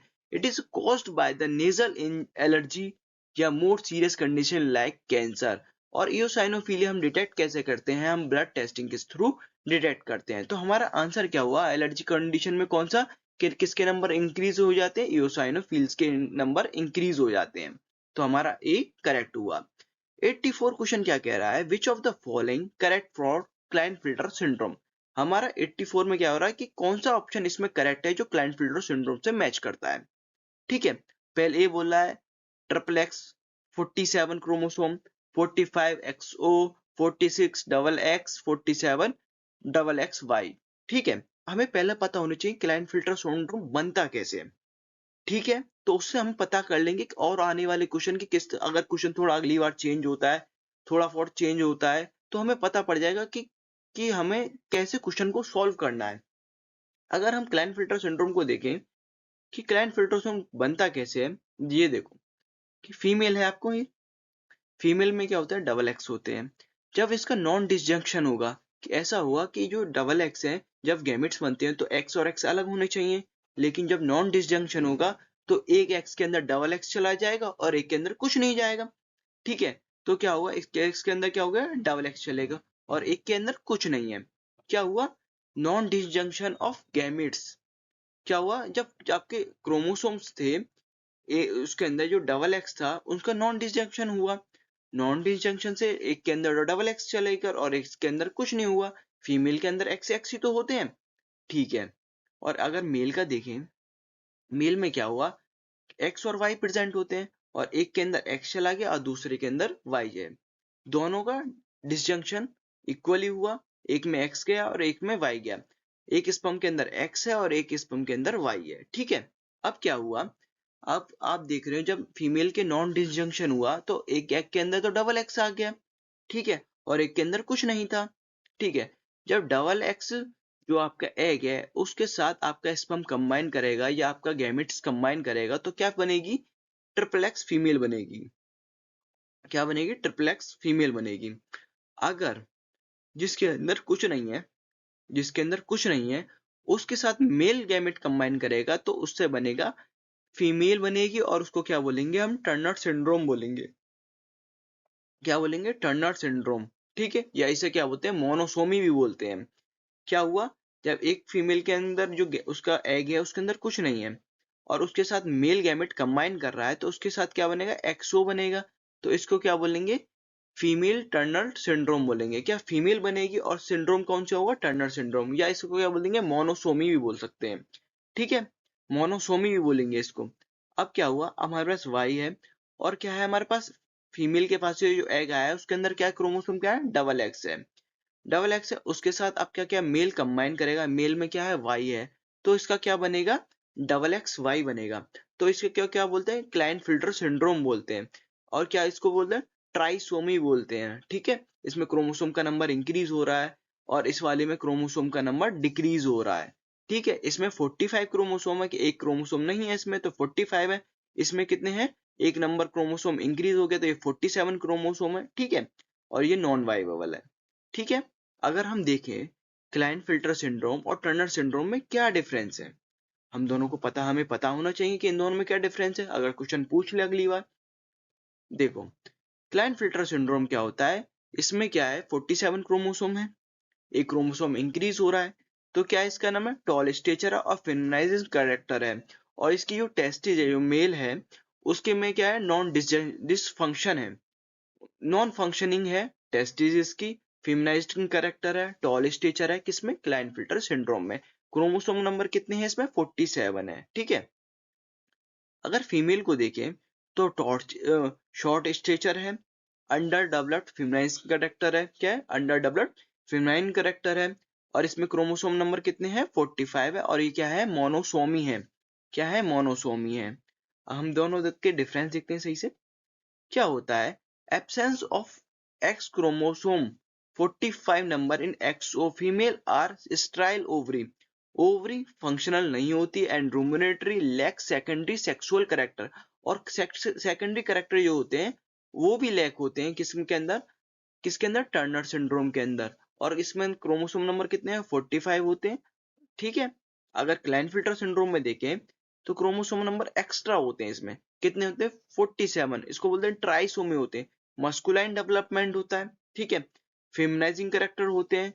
और क्या होता है इसमें, एक बहुत इंपॉर्टेंट है, गायनेकोमेस्टिया, डेवलपमेंट ऑफ ब्रेस्ट, को क्या बोलते हैं, गायनेकोमेस्टिया बोलते हैं, किसमें पाई जाती है आपकी क्लाइनफिल्टर सिंड्रोम में। और मेल की जो टेस्टिस जो होती हैं वो स्ट्राइल होती हैं।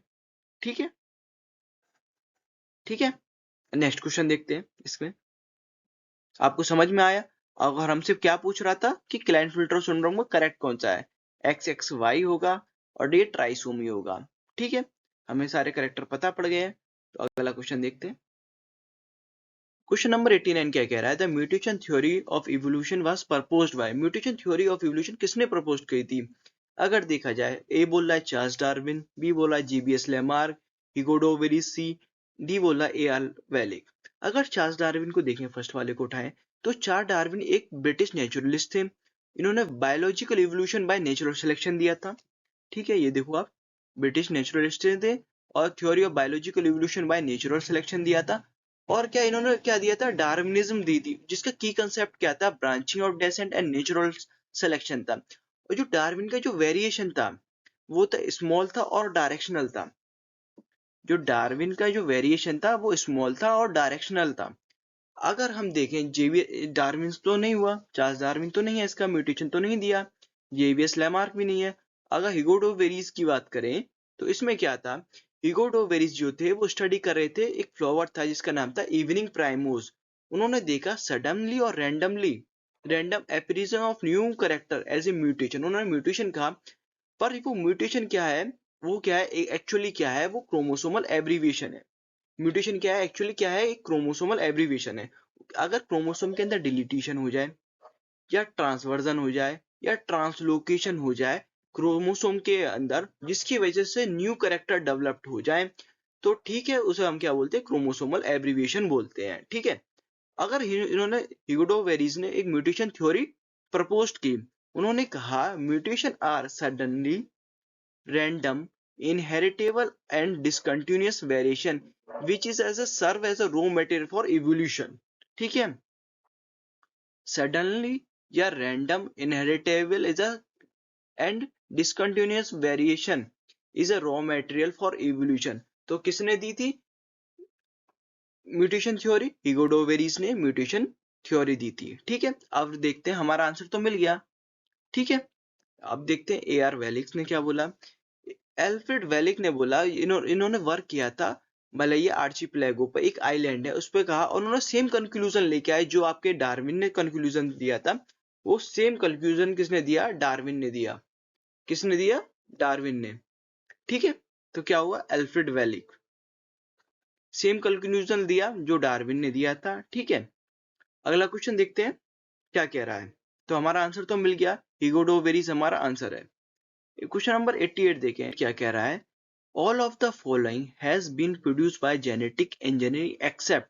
इसमें से कौन सा है जो जेनेटिक इंजीनियरिंग के थ्रू प्रोड्यूस नहीं हो रहा है? अगर देखा जाए, ए दे रखा है इंसुलिन, बी दे रखा है वोमिसोमेटोट्रोपिन, सी दे रखा है ह्यूमन ग्रोथ हार्मोन, डी दे रखा है थायरोग्लोबिन दे रखा है। ठीक है, अगर हम इंसुलिन की बात करें तो इंसुलिन में क्या थी? हमारे पे 3 चेन प्रेजेंट थी इंसुलिन के अंदर। और इंसुलिन कहाँ से प्रोड्यूस हो रहा था? हमारा पेनक्रियास से प्रोड्यूस हो रहा था। इंसुलिन के पास 3 चेन है। ठीक है, अब क्या हुआ? और ये इंसुलिन क्या करता है? ब्लड शुगर कंसंट्रेशन को रेगुलेट करता है। ठीक है, थी जिसका नाम था इली लिली, उसने क्या हुआ? First time genetic engineering insulin produce किया।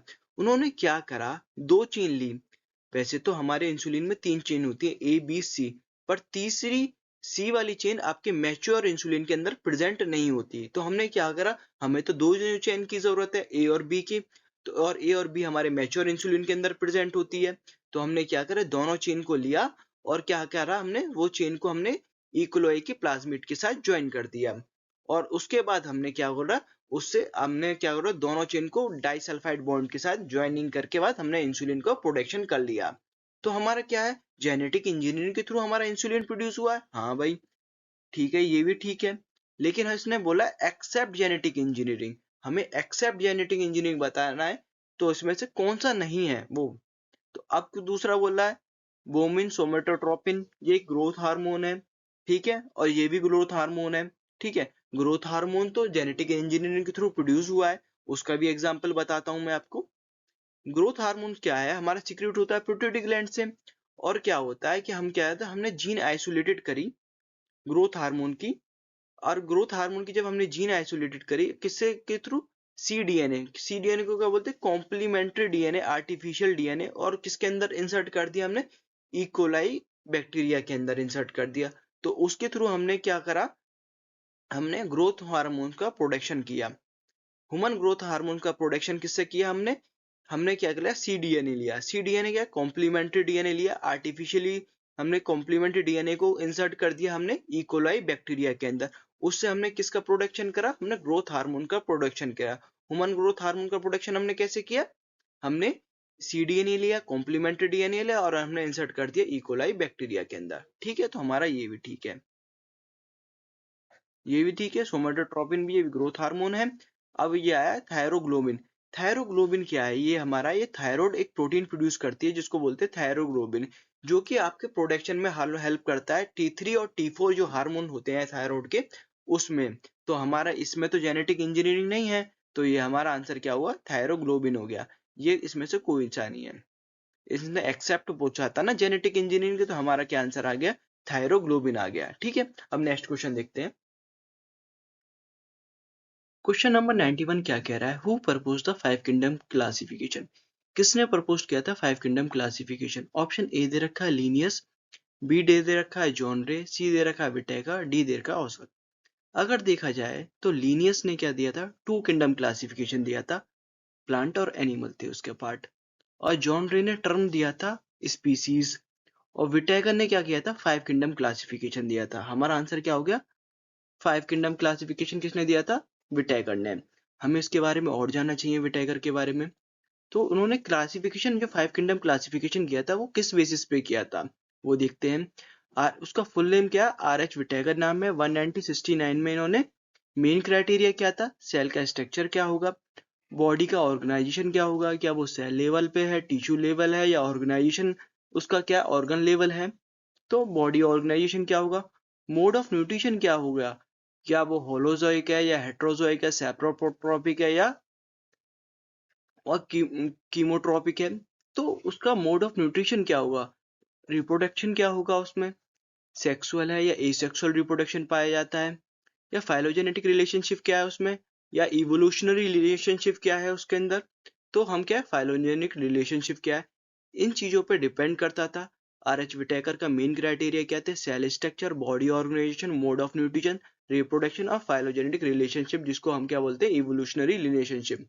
तो फाइव किंगडम के नाम कौन कौन से थे जो इन क्राइटेरिया पे बेस्ड थे, मोनेरा था, प्रोटिस्टा था, फंगी था, प्लांटी था और एनिमिलिया था।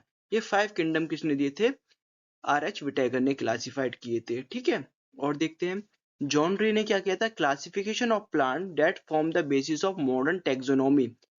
जो जॉन रे ने जो क्लासिफिकेशन करा था प्लांट का on the basis of modern taxonomy में किया गया था। तो मॉडर्न टेक्सोनोमिस्ट कौन है आपके, जॉन रे हैं। ठीक है, और ये फर्स्ट नेचुरलिस्ट हैं जिन्होंने टर्म दिया था, बायोलॉजिकल टर्म दिया था स्पीसीज, फर्स्ट नेचुरलिस्ट। ठीक है, ये आपको याद रखना है। Carolus Linnaeus, Carolus is the father of taxonomy. The science of it describe the naming and categorize the organism comprise all plant animals of the world in the taxonomy। इन्होंने क्या करा था, कैरोलस लीनियस ने जो आपको divide किया था organism on the basis, उन्होंने नेमिंग करी और क्या करा, इन्होंने डिवाइड करा ऑर्गेनिज्म को उस किसमें, प्लांट एंड एनिमल्स में। ठीक है, तो ये हमारा हो गया। ये तो हमारा आंसर था, पहले ही बता दिया, R H विटेगर था हमारा आंसर। ठीक है, और हमने उसके बारे में थोड़ा और समझ लिया। अब देखते हैं modern classification is based on, modern classification किस पर बेस्ड है। मॉडर्न क्लासिफिकेशन आपका, modern class taxonomy is based on hypothesis of evolutionary history of the organism known as phylogeny. Evolutionary history पे बेस्ड जो क्या टेक्सोनोमी है उसको हम क्या बोलते हैं, फाइलोजेनी बोलते हैं। तो मॉडर्न क्लासिफिकेशन का इज बेस्ड ऑन फाइलोजेनी, इसका आंसर होगा। ठीक है, अगला क्वेश्चन देखते हैं। क्वेश्चन नंबर 93 क्या कह रहा है, which of the following group is inherited as a codominance trial. ऐसा कौन सा ग्रुप है जो आपको कोडोमिनेंस शो कर रहा है। हमें ऑप्शन दे रखा है AO, AA, AB और BO, हमें ऑप्शन दे रखे हैं। कोडोमिनेंस का मतलब none of the allies is dominant but show the phenotypic expression. कोई भी एली डोमिनेंट है पर अपना फिनोटिपिक एक्सप्रेशन को शो कर रही है, तो ये है कोडोमिनेंस। अगर कोडोमिनेंस का हम पढ़ें तो कोडोमिनेंस में होता क्या है, When the alleles show codominance in relationship, none of the alleles is dominant.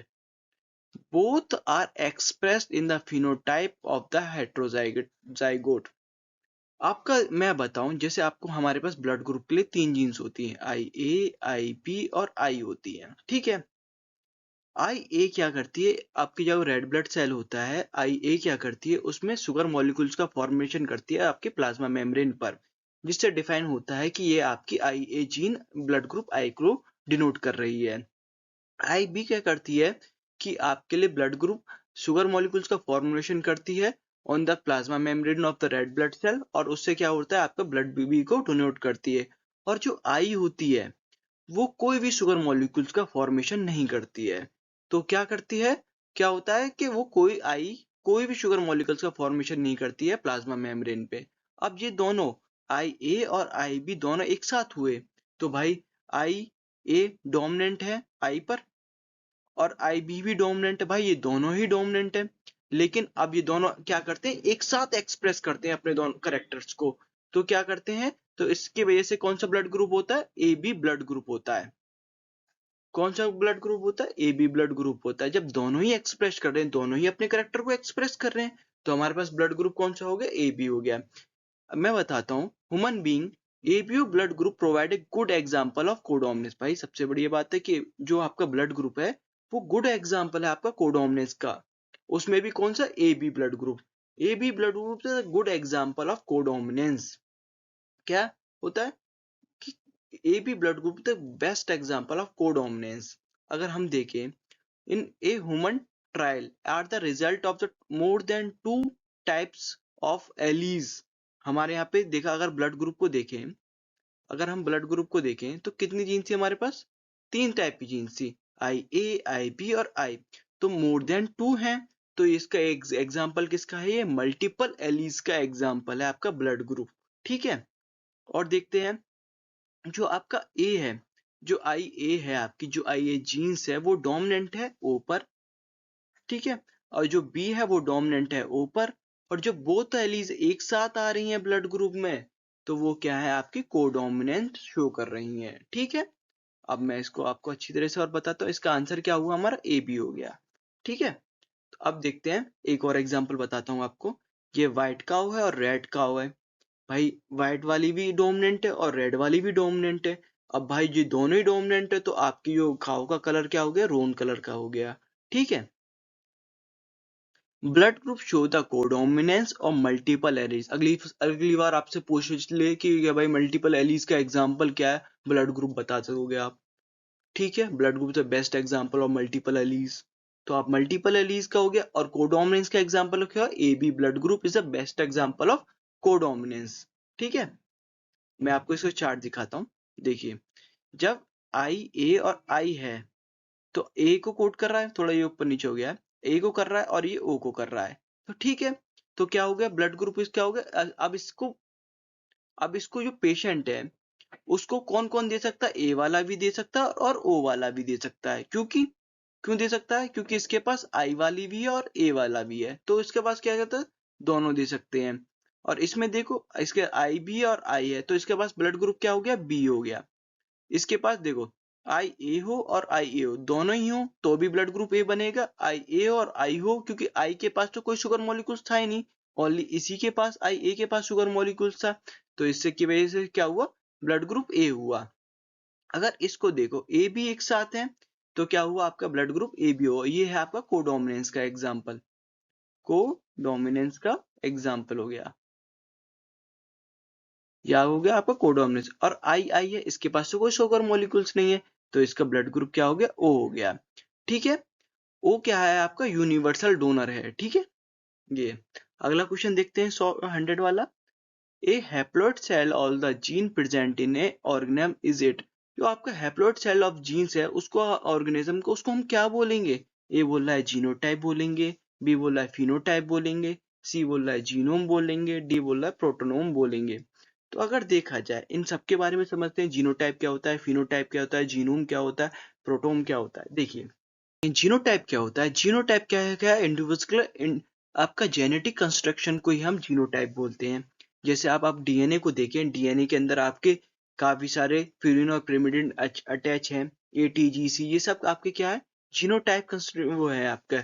जैसे मैं इसमें आपको एग्जांपल बनाऊं, T और T, कैपिटल T और स्मॉल t क्या है आपका, जेनेटिक कंस्ट्रक्टर, पर ये एक्सप्रेस नहीं हो रहे हैं। अगर ये एक्सटर्नली एक्सप्रेस होंगे तो ये क्या होंगे, फिनोटिपिक एक्सप्रेशन होंगे। जैसे अब मैं कह दूं कि मेरा भाई डीएनए तो है, वो तो अंदर है, जेनेटिक कंस्ट्रक्शन है अंदर का, लेकिन अब मेरा फेस का क्या हुआ, जैसे मैं फेस दिख रहा है, आपको बॉडी दिख रही है, ये क्या है आपका, फिनोटिपिक वो है आपका।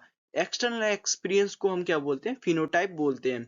जैसे आपका टॉल है, कोई कोई ड्वार्फ्ड है, तो ये आपका फिनोटाइप है। अगर हम जीनोम की बात करें, जीनोम क्या है, a haploid cell of a chromosome with all gene in a living organism is called a genome. जो भी जितने भी आपके हैप्लॉइड सेट है आपका जीन्स का, उसको हम क्या बोलते हैं, जीनोम बोलते हैं। तो इसने हैप्लॉइड सेट ही तो पूछा, जीन का क्या है ऑर्गेनिज्म, तो उसका आंसर होगा जीनोम। आपको जीनोम का एक बेस्ट एग्जांपल बताऊं कि आपको जो हैप्लॉइड सेट होता है पूरा आपका, एक बार बताऊं क्या होता है आपका हैप्लॉइड सेट, क्या होता है आपका, गैमीट्स होते हैं। गैमीट्स आपके हैप्लॉइड सेट ही तो होते हैं, कि आपके 23 सेट होता है एक का, दूसरे का 23 होता है, जब भी तो दोनों मिलके 46 क्रोमोसोम बनते हैं। तो आपका जो हैप्लॉइड सेल को हम क्या बोलेंगे, आपको जीनोम बोलेंगे। A haploid cell of a chromosome which the all genes in the living organism is called a genome. इसका आंसर क्या हो गया आपका, जीनोम हो गया। ठीक है, अगला देखते हैं। क्वेश्चन नंबर 95 क्या कह रहा है, the property of metastasis is observe in. जो प्रॉपर्टी ऑफ मेटास्टेसिस है वो किसके अंदर ऑब्जर्व होती है, ए कैंसर में ऑब्जर्व होती है, या बी एड्स में, या सी परक्यूसोनिया डिसीज, या डी बिगाइन ट्यूमर में।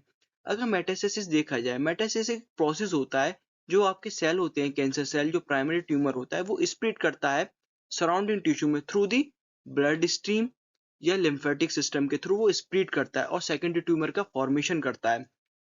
क्या होता है, the metastasis is a process where the cells are gradually escaped from the primary tumor and split the surrounding tissue before they travel the other part through the bloodstream or lymphatic system। ठीक है, इसके आपके split करने से क्या होता है, development of metastasis और सेकेंडरी ट्यूमर का फॉर्मेशन होता है। मेटास्टेटिक ट्यूमर जो होता है यूजुअली लीथल होता है और मेलिजेंट होता है। क्या होता है, जो आप अगर उसको सेम टाइम पे आपका प्राइमरी ट्यूमर के टाइम पे आप उसको ट्रीट नहीं करेंगे तो वो आपको लीथल होगा और मेलिजेंट होगा। क्या होता है, जो आपको कैंसर जो वर्ड टर्म यूज कर जाता है वो मेलिजेंट ट्यूमर के लिए यूज किया जाता है। जो सेकेंडरी ट्यूमर बोलते हैं उसके लिए हम कैंसर वर्ड यूज करते हैं। It is the property of malignant tumour that is spread through the metastasis and form a new tumour and different part of the body. क्या होता है, जो प्रॉपर्टी जो मेटास्टेसिस होती है, जो प्रॉपर्टी ऑफ मेलिजेंट ट्यूमर की होती है, वो स्प्रेड करती है डिफरेंट पार्ट में through the property of metastasis, और डिफरेंट पार्ट में आपका ट्यूमर का फॉर्मेशन करती है। Metastasis not the observe in the blind benign tumour. Benign tumour में मेटास्टेसिस प्रॉपर्टी ऑब्जर्व नहीं होती है। ठीक है, तो हमारा क्या हुआ, कैंसर आंसर हो गया। कैंसर किसके अंदर आती है आपकी मेटास्टेसिस प्रॉपर्टी, कैंसर के अंदर, नॉट ए बिगाइन ट्यूमर। ठीक है, क्वेश्चन नंबर 94 देखते हैं। In a normal human being how many pair of ribs are present. सबको पता है 12 पेयर्स ऑफ रिब्स होती हैं। ठीक है, और कैसे, मैं दिखाता हूँ आपको। देखिए, ये 12 पेयर्स ऑफ रिब्स है, इसमें ट्रू रिब्स 7 होती हैं, और 8 के बाद जो 10 तक क्या होती हैं आपकी फॉल्स रिब होती हैं, और दो जो होती हैं लास्ट के 11 12 वो होती हैं फ्लोटिंग रिब्स होती हैं। ये आप देख रहे हो, 1 से 7 तक जो आपकी हैं वो आपकी ट्रू रिब्स हैं, 8 से 10 तक आपकी फॉल्स रिब हैं, और 11 12 आपकी फ्लोटिंग रिब है। क्या होता है आपको मैं दिखाता हूँ। जो आपकी रिब्स होती हैं वो फ्लैट होती हैं, वो डॉर्सली आपकी किससे अटैच होती है, वर्टिब्रल कॉलम से। वर्टिब्रल कॉलम में आपकी थोरेसिक वर्टिब्रा से अटैच होती है, डॉर्सली मतलब पीछे की तरफ आपके डॉर्सली अटैच होती है वर्टिब्रल कॉलम से, जिसको बोलते हैं थोरेसिक वर्टिब्रा। थोरेसिक वर्टिब्रा से आपकी क्या होती हैं, अटैच होती हैं। क्या, कौन सी, 1 से 7 तक जो होती हैं आपकी किससे अटैच होती हैं, थोरेसिक वर्टिब्रा से। और वेंट्रली किससे अटैच होती है, आपके आगे से, वो किससे अटैच होती है, स्टर्नम से। और वेंट्रली जो अटैच होती है ना, वो किससे अटैच होती है, हाइलिन कार्टिलेज से अटैच होती हैं। ठीक है, आप देखो, जो आपकी जो है, जो फॉल्स रिब है उसको बोलते हैं वर्टिब्रोकॉन्ड्रल फॉल्स रिब। एक सेकेंड, जो आपकी जो 8 से लेकर 10 तक की जो फॉल्स रिब है उसको क्या बोलते हैं, वर्टिब्रोकॉन्ड्रल फॉल्स रिब्स बोलते हैं, जो वो किससे अटैच होती है, आपकी 7th वाली जो आपकी रिब्स है उससे अटैच होती हैं। ये आपकी फॉल्स रिब्स किसके थ्रू, हाइलिन कार्टिलेज के थ्रू अटैच होती हैं। ठीक है, ये आप देख सकते हो, मैंने यहाँ पे लिखा है ribs are flat, dorsally connect to the vertebral column through thoracic vertebrae और ventrally connect with the sternum by hyaline cartilage. और आपकी 8, 9, 10 को जो थी आपकी वर्टिब्रल जो फॉल्स रिब थी उसको वर्टिब्रोकॉन्डल फॉल्स रिब बोलते हैं, जो कि आपकी हाइलिन कार्टिलेज से अटैच होती है 7th वर्टिब्रा से। और जो आपकी 11, 12 है वो क्या आपकी फ्लोटिंग रिब्स है। ठीक है, तो हमारा आंसर क्या हुआ इसका, 12th रिब्स। हमें इसके बारे में डिटेल में भी समझ गए कि क्या क्या है इसके बारे में। क्वेश्चन नंबर 96 क्या कह रहा है, in addition to sperm the semen constitute the secretion of. Semen में स्पर्म के एडिशन के अलावा और किस चीज का कंस्टिट्यूशन होता है। अगर देखा जाए सीमन के अंदर आपके स्पर्म होता है और एसेसरी ग्लैंड का सिक्रीशन होता है। स्पर्म का फॉर्मेशन आपका सेमीफेरस ट्यूब्यूल्स होती है, उसके इनर लाइनिंग होती है। इनर लाइनिंग में जो जर्म सेल होता है उससे स्पर्म का फॉर्मेशन होता है। और क्या होता है, सेमीफेरस ट्यूब्यूल्स के अंदर इनर लाइनिंग के अंदर सेरेटोली सेल होते हैं, जो कि स्पर्म को न्यूट्रिशन प्रोवाइड करने में हेल्प करते हैं। ये देखो, ये आपकी क्या है, इनर लाइनिंग होगी। इनर लाइनिंग होगी, इसे हटा दो, ये आपकी इनर लाइनिंग होगी। इनर लाइनिंग होगी, इनर लाइनिंग के अंदर आपके क्या होते हैं, जर्म सेल होते हैं और सेरेटोली सेल होते हैं। जर्म सेल क्या करते हैं, आपके स्पर्म का फॉर्मेशन करते हैं, और सेरेटोली सेल क्या करते हैं, न्यूट्रिशन प्रोवाइड करते हैं स्पर्म को। जो आपको आउटर लेयर दिख रही है, सेमीफेरस ट्यूब्यूल्स की आउटर लेयर जो दिख रही है, जो स्पेस सा दिख रहा है, उसमें क्या होता है, इंटरस्टिशियल सेल होते हैं, जिनको बोलते हैं लेडीज सेल भी बोलते हैं, जो कि हार्मोन प्रोडक्शन करते हैं एंड्रोजन का। ठीक है, अब यहाँ से जो स्पर्म का फॉर्मेशन होगा, अब बाहर तक इजेक्युलेट डक्ट तक पहुंचेगा, वो कैसे पहुंचेगा उसको देखते हैं। देखो कैसे, आपको मैं इसका सीक्वेंस बताता हूँ कैसे कैसे मैच्योर होता जाएगा और इजेक्युलेटर तक पहुंचेगा। सबसे पहले सेमीफेरस ट्यूब्यूल्स में जर्म सेल से आपका फॉर्मेशन होगा, फिर रेटिटेस्टिस के पास पहुंचेगा, फिर वैसा डिफरेंटिया के पास पहुंचेगा। वैसा डिफरेंटिया आपको मैं दिखा देता हूँ, ये आपकी रेटिटेस्टिस होगी। फिर क्या पहुंचेगा, पहले क्या सेमिनिफेरस ट्यूब्यूल्स के पास पहुंचा, फिर रेटिटेस्टिस के वैसा एफरेंटिया जो आपको ये हल्के से छोटे छोटे से पाइप से दिख रहे हैं, जो वैसा एफरेंटिया, इनकी नेमिंग भी पूछ लेता है कभी कभी एग्जाम में आपसे। ये क्या हो गया, एपिडाइमिस हो गया, एपिडाइमिस हो गया। फिर क्या हो गया, एपिडाइमिस के बाद क्या हुआ, वैसा डिफरेंस हो गया। ठीक है, फिर इजेक्टुली डक्ट के पास फिर पहुंचा, फिर यूरेथ्रा के पास। तो सीक्वेंस क्या हो गया, सेमिनल वेसिकल्स के सेमिनल फेरस ट्यूब्यूल से फॉर्मेशन हुआ, रेटिटेस्टिस के पास हुआ, वैसा एफरेंटिया के पास पहुंचा, फिर एपिडाइमिस, फिर वैसा डिफरेंस, फिर इजेक्टुली डक्ट, फिर यूरेथ्रा। ठीक है, ये तो हो गया हमारा सीमन कैसे मैच्योर हो रहा है, आपका सीमन कह रहा हूँ स्पर्म कैसे मैच्योर हो रहा है और कैसे कैसे वो ट्रेवल कर रहा है। ठीक है, अब देखते हैं कौन कौन सी ग्लैंड इसके अंदर इंक्लूड है। अगर देखें तो सेमिनल वेसिकल है, प्रोस्टेट है और बर्बियूथरल ग्लैंड है। सेमिनल वेसिकल आपकी पेयर में, प्रोस्टेट पेयर में नहीं है, बर्बियूथरल ग्लैंड आपकी पेयर में है। कभी कभी ये भी पूछ लेता है कि कौन सी ग्लैंड पेयर में है, कौन सी ग्लैंड पेयर में नहीं है। तो सेमिनल वेसिकल आपकी पेयर है, प्रोस्टेट पेयर नहीं है, बर्बियूथरल ग्लैंड पेयर में है। तो दो, एक एक से आप याद कर सकते हो। पेयर में तो दो हुआ है, प्रोस्टेट की कोई वो है ही नहीं, पेयर में नहीं है प्रोस्टेट, बर्बियूथरल ग्लैंड पेयर में। जो आपकी सेमिनल वेसिकल और प्रोस्टेट क्या करती है, वो न्यूट्रिशन प्रोवाइड करती है स्पर्म को। तो क्या करती है, इसके अंदर फ्रुक्टोस और कैल्शियम का कॉन्स्टिट्यूशन होता है। ठीक है, ये दोनों। अब वो जो बर्बियूथरल ग्लैंड होती है वो लुब्रिकेशन में हेल्प करती है। ठीक है, तो इस हिसाब से अरेंज कर लो, तो हमारा आंसर क्या हो गया, बी हो गया। ठीक है, अगला क्वेश्चन क्या कह रहा है, द गैमेट्स कंटेन, गैमेट्स के अंदर क्या कंटेन्स होता है आपके, one alleles of a gene, two alleles of a gene, all alleles of a gene, many alleles of a gene. अगर देखें तो गैमेट्स क्या होते हैं, गैमेट्स के जब आपके जो 2n नंबर के जो हमारा डिप्लॉयड सेल होता है, जो वो हैप्लॉयड में कन्वर्ट होता है, मियोसिस होती है, मियोसिस से क्या होता है, रिडक्शन डिवीजन होता है। जब रिडक्शन डिवीजन होगा तो क्या होगा, गैमेट्स क्या होगा, हाफ जो हो गया आपके क्रोमोसोम नंबर हाफ होंगे, और आपके जो होंगे, जो अब मान लो 2n है, 2n से n में होंगे। अब क्रोमोसोम नंबर 2n थे, 2n से n होंगे, तो n के अंदर तो एक ही एलिस ऑफ जीनी तो आएगी, 2n से n हुए तो एक ही एलिस तो आएगी, वन एलिस तो आएगी, one alleles of gene. Answer तो ये हो गया। मैं इसको और डिटेल में समझाता हूँ आपको क्या होता है। देखो, आपको देखो ये सिंगल सेल है, उसके अंदर क्या हुआ, मियोसिस वन हुई, मियोसिस वन हुआ तो रिडक्शन डिवीजन हुआ, रिडक्शन डिवीजन हुआ और फिर हुआ इक्वेशनल डिवीजन। ठीक है, रिडक्शन डिवीजन से क्या हुआ, 2n से n में कन्वर्ट हो गया। ठीक है, जब गैमेट्स ये n है जो कंबाइन होके फर्टिलाइज करेंगे जब भी तो 2n कंडीशन बनेगी। ठीक है, जब ये दोनों कंबाइन होंगी जब भी तो एक मेल और फीमेल गैमेट बनके तो 2n कंडीशन बनती है, जब भी तो ऑस्प्रिंग का फॉर्मेशन होता है। तो इसके अंदर जीन्स के अंदर क्या होगा, जो आपके गैमेट्स हैं उसके अंदर तो n ही हुआ ना, समझे ना, n ही हुआ ना। तो n हुआ तो क्या हुआ, एक ही एलीज ऑफ ए जीन हुई ना, तो गैमेट्स के अंदर one alleles of a gene ही हुई। ठीक है, और आप इससे भी देख सकते हो, मैं एक और डायग्राम दिखाता हूँ। डिप्लॉयड सेल है, फिर मियोसिस हुई, मियोसिस से एन बने, एन से फिर रिडक्शन इक्वेशनल डिवीजन हुआ तो क्या बने 23, मतलब 46 से हाफ हो गए। तो 46 से हाफ हुए तो आप समझ सकते हो कि आपके जो 22n थे, क्रोमोसोम 2n थे, उससे n कन्वर्ट होते हैं। तो जब क्रोमोसोम 2n से n हो रहे हैं तो जो आपकी जीन्स है वो भी तो n होंगी, एलीज भी तो n होंगी, तो हमारा आंसर क्या होगा, फर्स्ट हो जाएगा। ठीक है, अब नेक्स्ट क्वेश्चन देखते हैं। नेक्स्ट क्वेश्चन में एक चीज देखते हैं क्या होता है।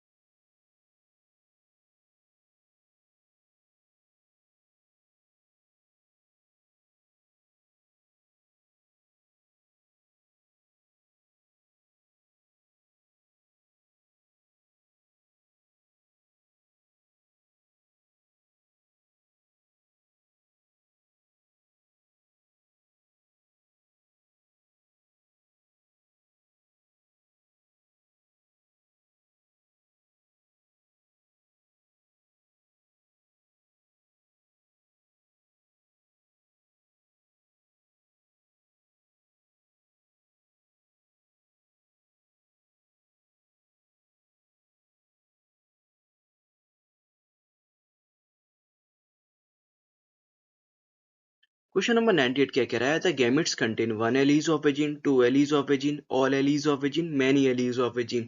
और गैमेट में के अंदर n नंबर ऑफ क्रोमोसोम होते हैं, ह्यूमन सेल के अंदर 2n नंबर ऑफ क्रोमोसोम होते हैं, तो जब भी तो डिप्लॉयड बोलते हैं, डिप्लॉयड सेल ऑफ ह्यूमन बोलते हैं। और अगर जर्म सेल की बात करें, जर्म सेल के अंदर भी 2n नंबर ऑफ क्रोमोसोम होते हैं। जब जर्म सेल के अंदर मियोसिस होती है, रिडक्शन डिवीजन होता है, जब भी तो गैमेट्स का फॉर्मेशन होता है। अगर हम देखें कि अगर हमारा गैमेट के अंदर 2n नंबर ऑफ क्रोमोसोम है, जब उसके अंदर मियोसिस हुई तो n नंबर ऑफ क्रोमोसोम हुए तो हुए हमारे गैमेट के अंदर। जब गैमेट्स के अंदर 2n नंबर मतलब हाफ नंबर ऑफ क्रोमोसोम है, इसके अंदर पेयर ऑफ क्रोमोसोम है।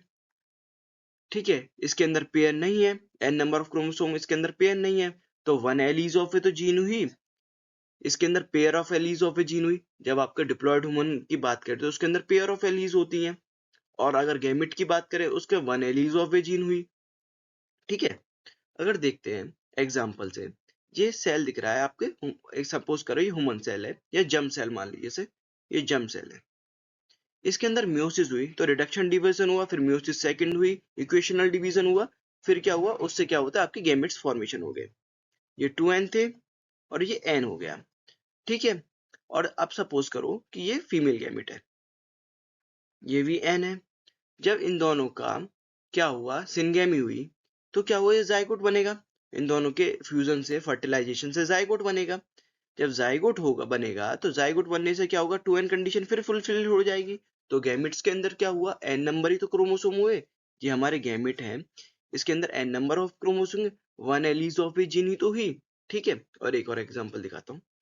46 क्रोमोसोम हमारे डिप्लॉयड है, 46 मान लो जर्म सेल के अंदर है। ठीक है, जर्म सेल के अंदर इन गोनाड 46 क्रोमोसोम हुए, उसके अंदर फिर मियोसिस 1 हुई, रिडक्शन डिवीजन हुआ, फिर मियोसिस 2 हुई, तो इक्वेशनल डिवीजन हुआ, फिर उससे क्या हुआ 23 क्रोमोसोम, मतलब n number of Chrome, 2n से n बन गए, तो one alleles of a gene ही तो हुई, तो हमारा आंसर ए है। ठीक है, कुछ और क्वेश्चन देखते हैं।